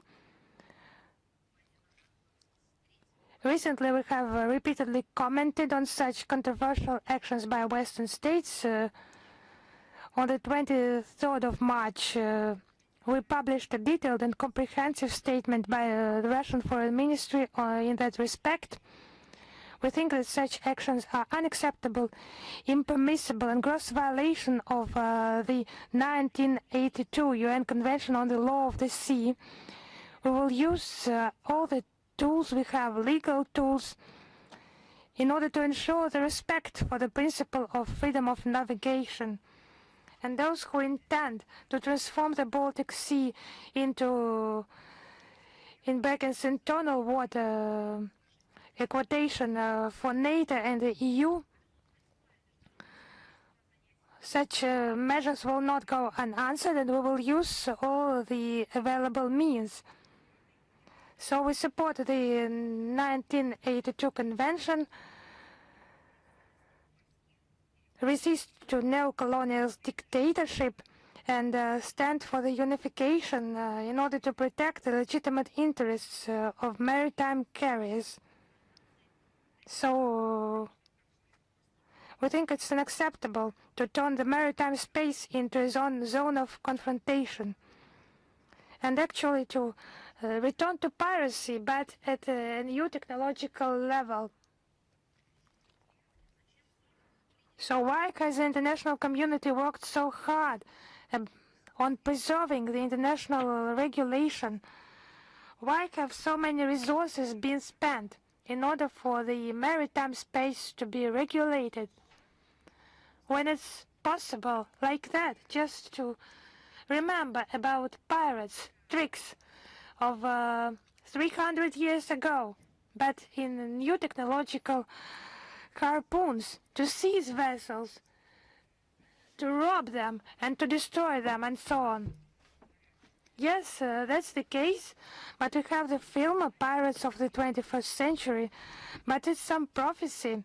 It's symbolic, actually. We thought it's absurd, but it's a new reality.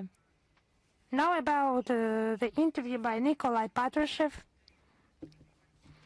An emphasis was made in that interview on political and diplomatic means widely used by our country to counter illegal actions by EU members. They are not always effective. It's obvious in that regard the competent authorities have developed and implement a whole range of appropriate actions. Specifically, measures are being envisaged to escort Russian-flagged vessels, and the special measures to install protective equipment on board vessels and other measures, but I will not go into detail here because it's not my scope. But any unfriendly measure will meet with a proportionally strong response. We have the necessary means and capabilities available. Thank you very much. Thank you. Is Town News with us? Yes. Hello, Madam Zakharova. Hello. Town News Information Agency, Georgia.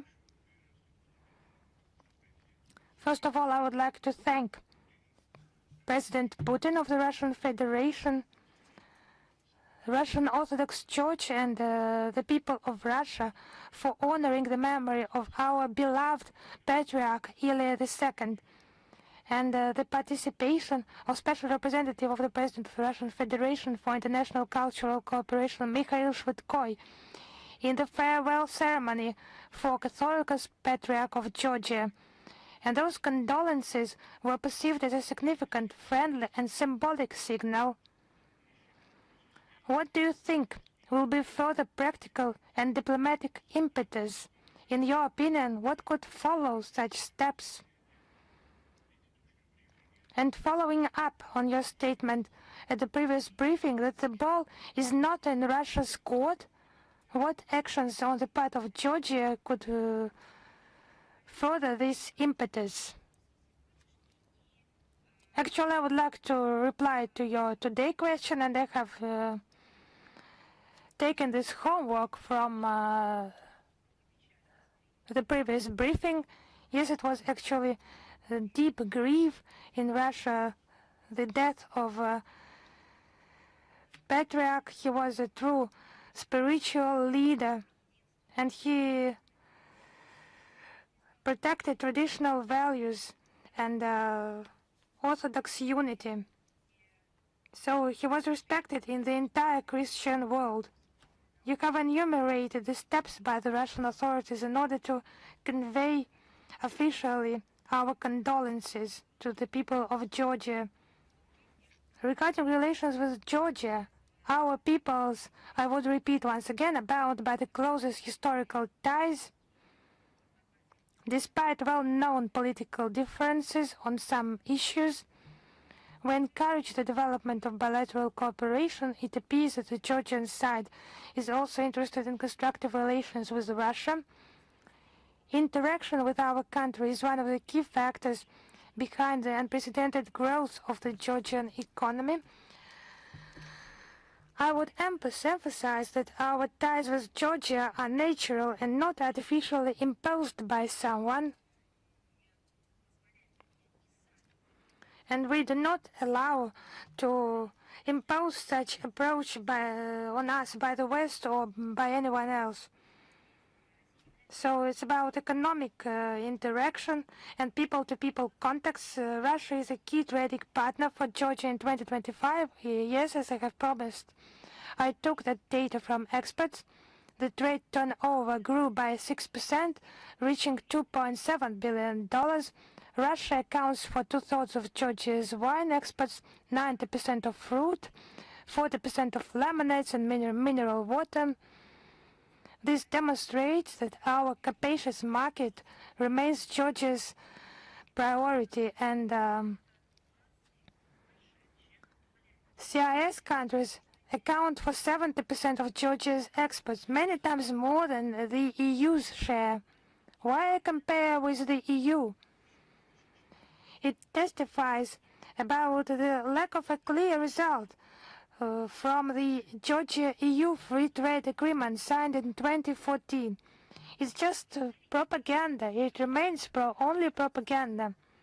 No one in Brussels intended to open their market to Georgian goods. But 12 years went by. What was the obstacle? It was only about words. Now they just offer to the region's countries, just distracting them from the truth, just showing them some destructive objects, and actually nothing happens. And Russia is a key supplier of strategically important goods to Georgia, energy and grain. The decisions adopted by our leadership in 2023, it was very important to resume direct flights and a visa-free regime for Georgian citizens. Today, the air flights are conducted in more than 20 directions, connecting 3 Georgian and 11 Russian cities. The tourist flow increased to 1.6 million people. Every 4th tourist in the Republic in Georgia is from Russia, and it's about the development of Georgian tourism industry and increasing the number of pilgrimages to Georgia. Russians travel there not for exotic things but to venerate Georgian holy sites. This would be further occasion to do that. It's one more eloquent testimony of common culture and history of the two people. We stand on the same spiritual foundation and defend the same values. We're sincerely glad that the context between our two peoples and the economic cooperation is developing accordingly. Now on to political dialogue with Georgia. I can only repeat one thing. If Tbilisi is ready for that, Moscow will not avoid goal-oriented discussion. The rejection of dialogue with Russia, as well as tragical events of 2008, are a part of the heritage of a criminal and reckless regime of Saakashvili. It's rational to actually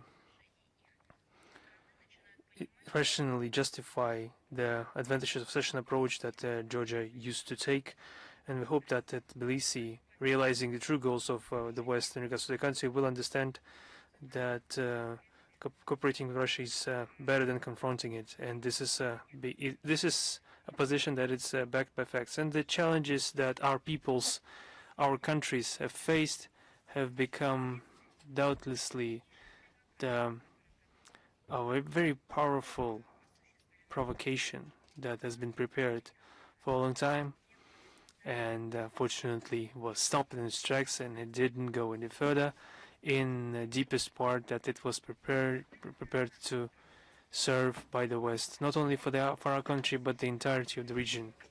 The region is rich in natural resources and represents a unique geological and ecological point of the planet, possessing all types of natural riches, from resources to, of course, culture, history, art, etc. And you understand this always causes envy and desire to be destructive and inflict damage and unleash chaos and disorder. This is a desire of some select structures on our planet. Unfortunately, they do still exist. Thank you very much. Thank you. Is the Chinese media cooperation with us? Yes. We have two questions. You already answered one of them. Thank you very much. I'll answer the second question. Currently, on the island of Hainan, we have the Boao Asian Forum, where Russia is represented on a high level.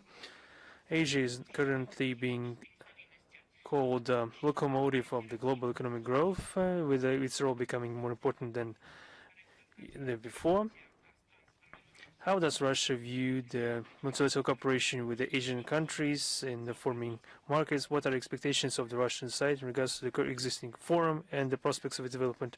In the current moment of geopolitical tension, we see the growing significance of dialogue structures helping reinforce regional cooperation and elaborate exact avenues of growing trade and economic cooperation. Among such formats are the Boao Asian Forum and the Eastern Economic Forum in Russia.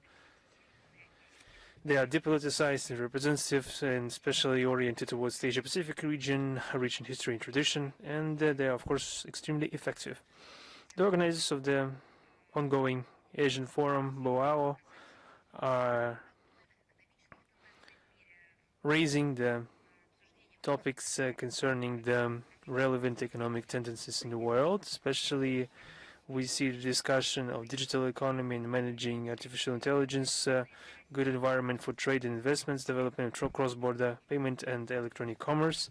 This is especially important for Russia because we are interacting both with our Chinese friends and other partners from Asia. We're interested in broadening our connection with the Chinese Forum. Representative of Russia is among the board of directors of the forum, and we will always be happy to host the Secretary General of the Boao Asian Forum, Chan Zun, at the Eastern Economic Forum.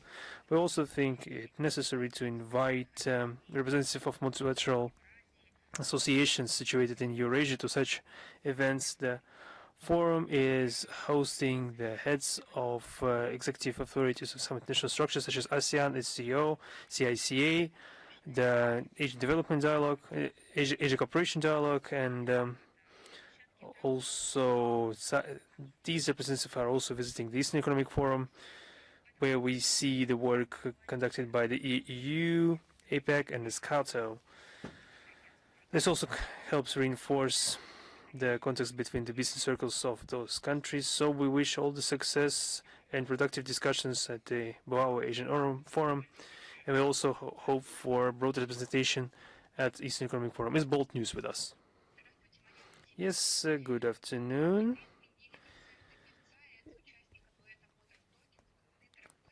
in Lithuania, there was a cancellation of a singer and an ex-participant of the modern talking duo, Dieter Bohlen. I finally got this question. I hoped for us to discuss this question during the briefing. Let's talk about Dieter Bohlen at the briefing. Yes. Also, they cancelled the performance of Croatian violin player Stepan Hauser because he dared to perform Kalinka. Why are the Baltic states the most frequent suspects when Russian language is Russian culture is cancelled? And it is just puzzling to see when we see different people who are performing Tchaikovsky, Mussorgsky, Rimsky-Korsakov, and other composers, and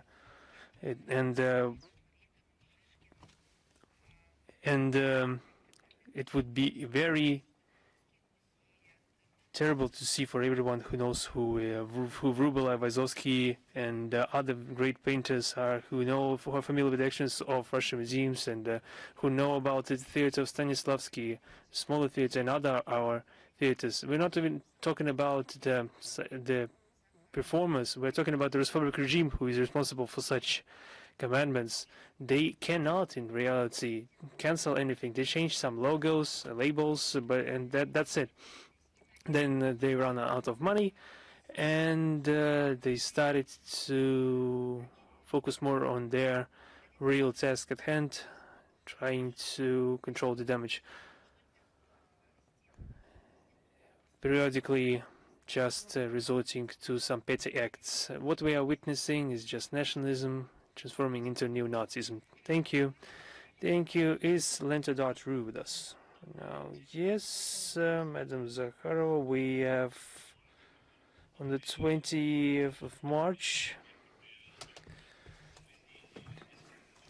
the Parliament of Moldova adopted a resolution condemning the so-called pollution of the Dniester River as a result of the armed forces of Russian Federation strike against Ukrainian infrastructure. According to the document, a lot of oil products have been discharged into the river, which created a serious threat for the health of the population, including the possible cancerogenic influence. How could you comment the adoption of this resolution by the Moldovan parliament?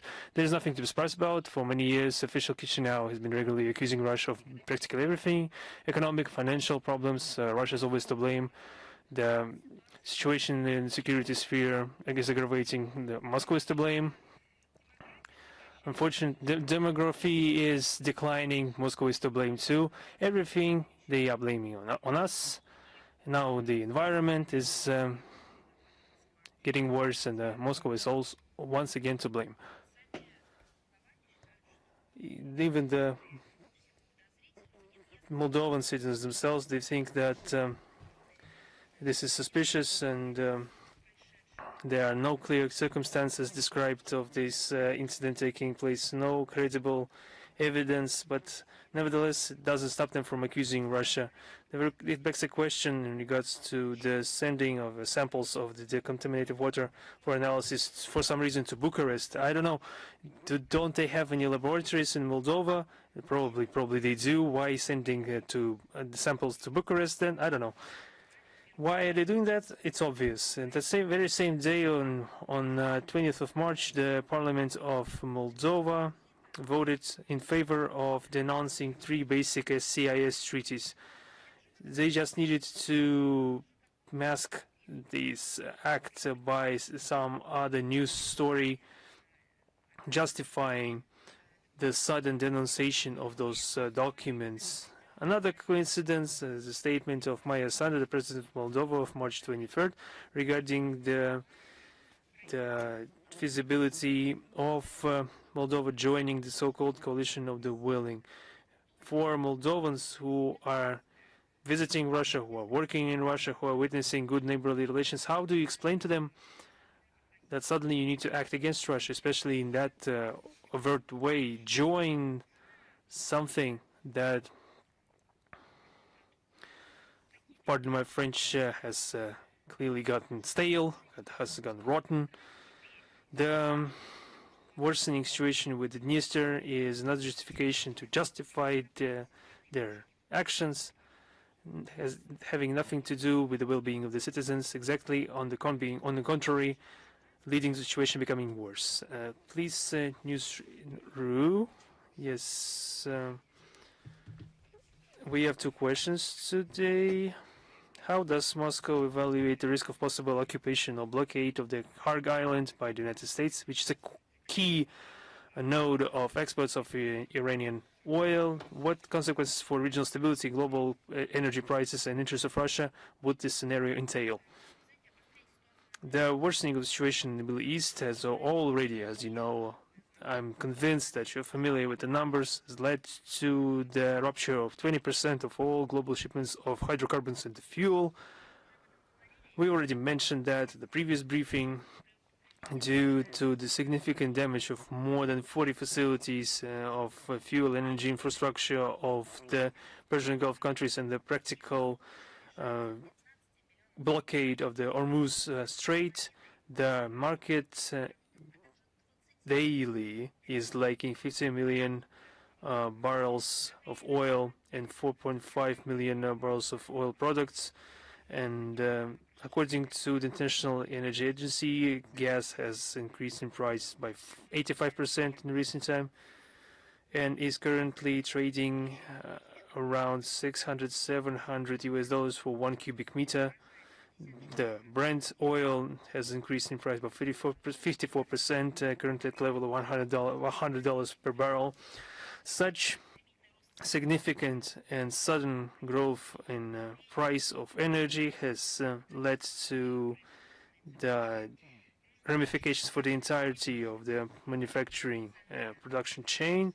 We also need to take into account the significant influence of the political events for the global prices. Against the backdrop of the significant growth in price hike of oil and gas, and due to the risk for the world economy, President Donald Trump has postponed his threat to damage Iranian energy system for 5 days. As we see, the prices have significantly decreased in the time, but then they have started raising back. We don't preclude any of these scenarios because we cannot really forecast any developments in the region and the reaction of markets. We call on the de-escalation.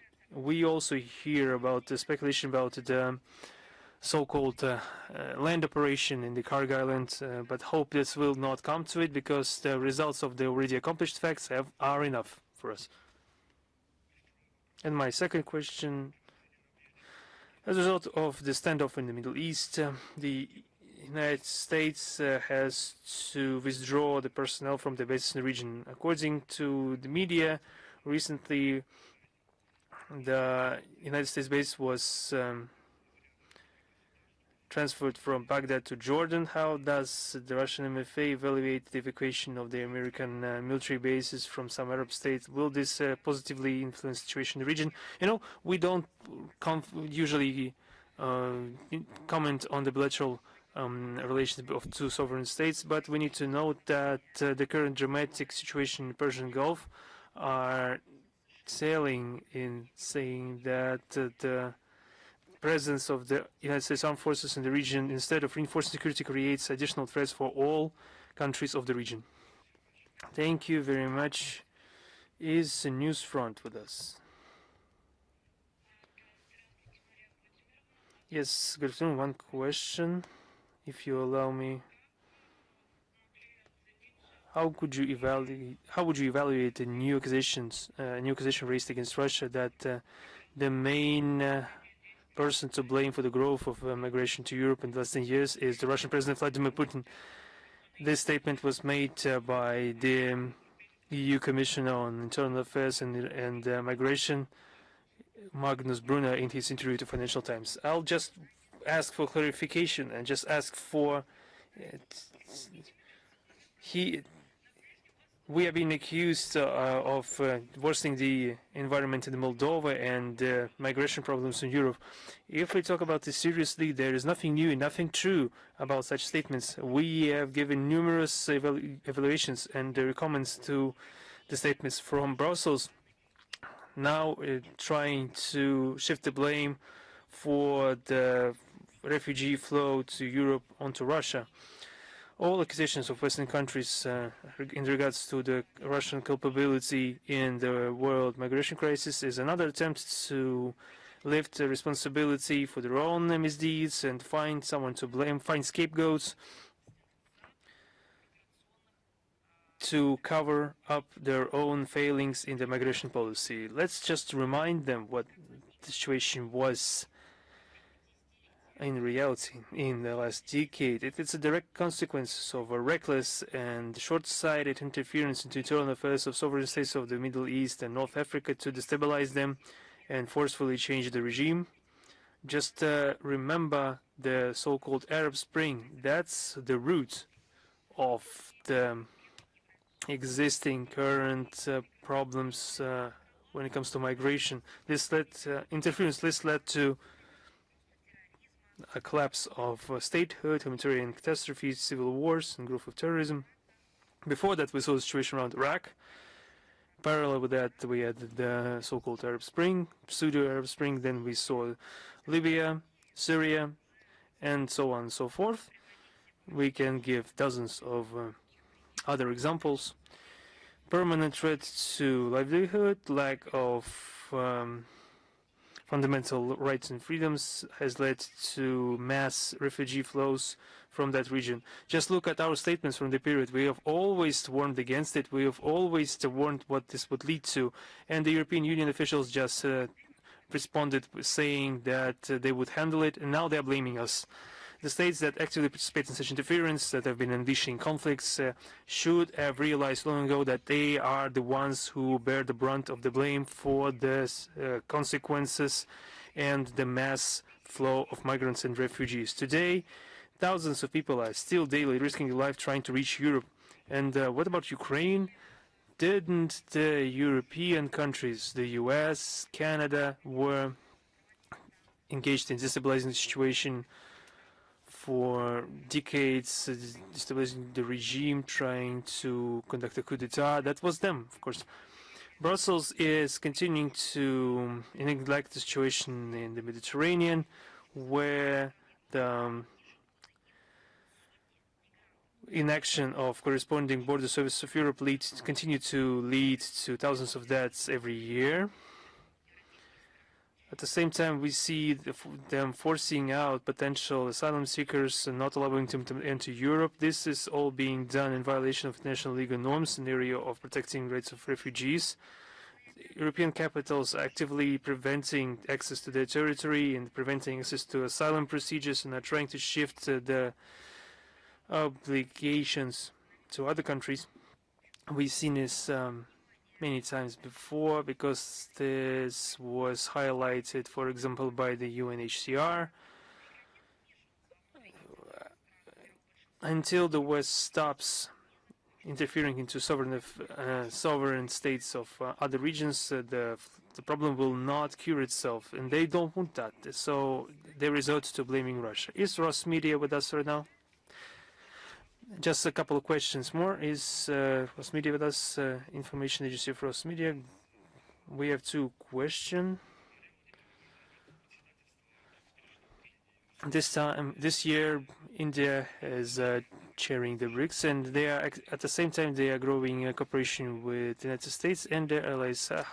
What is the strategy of Russia not to lead the situation to the breakdown of main consensual mechanism and basic principles of BRICS? What events with the petition of Russia will be key in the nearest months? We respect the right of each state to develop contacts with other countries, considering their own national interests and strategies. We have no doubt in the sovereign character of the decisions of New Delhi. This is the basis of our relations with India. We have a privileged strategic partnership with this country. We have never had any reason to doubt the interest of our Indian friends to developing cooperation within BRICS. We can have various stances on certain topics and situations. However, we are united in the issue that this alliance is very important. It is important to preserve. We, of course, support priorities of BRICS work for this year declared by our Indian friends. We are sure that through joint efforts we will have to come to the next summit of BRICS in September this year with tangible achievements. We are prepared to facilitate interaction in reforming institutions of global management, increasing of the share of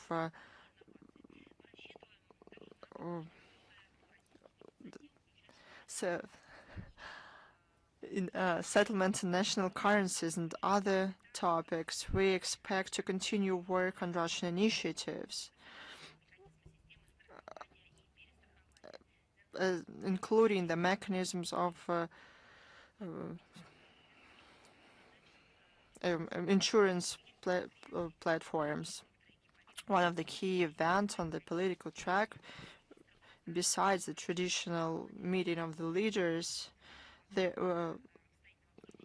will be the Council of Foreign Ministers of BRICS countries. This will be a good opportunity to discuss the relevant issues on the international agenda. Question 2. Earlier there were speculations in the media about disrespecting the Gaydar leader in Russia. I cannot believe that. I cannot believe that there are people who came up with this. I don't know why you, as a journalist, are paying attention to this, but there are a lot of fakes, there are a lot of provocations. One cannot pay attention to all of them. This won't help us. We should pay attention to the principled position, and it is expressed many times, especially in the run-up to the anniversary events, including here in Russia. There was a number of them. Even I, as a official representative of the MFA, gave interviews to Moscow, Baku. If I'm not mistaken, it was May 2023. I will provide the link in the text of the briefing today to this interview. I never knew him personally, but I read and heard a lot of him. There were also statements that I made dedicated to 100 years since the birthday of Gaydar Aliyev. I cannot believe that you can believe those journalists that came up with this lie. I'm also shocked that you ask me this question. It is not asked by the Azerbaijani journalist. He, for some reason, and I hope it was not somebody else's orders, they started to stop visiting our briefings. In this case, they could have first-hand answers to their questions. If you remember, we always had representatives of Azerbaijan. I don't want such articles to be published. Nothing like this ever happened. But we are always happy to see everyone, representatives of all countries. There's another thing I would like to note. We shouldn't give in to the provocations of those who want to incite us against each other. We should take note of their principled position. It was communicated many times to the public. We do this with great respect, real, sincere respect to our partners and our common past and history colleagues. Now I have to wrap up the briefing. I will answer all your questions. Thank you very much. See you next time. I wish you all the best. До свидания, до свидания.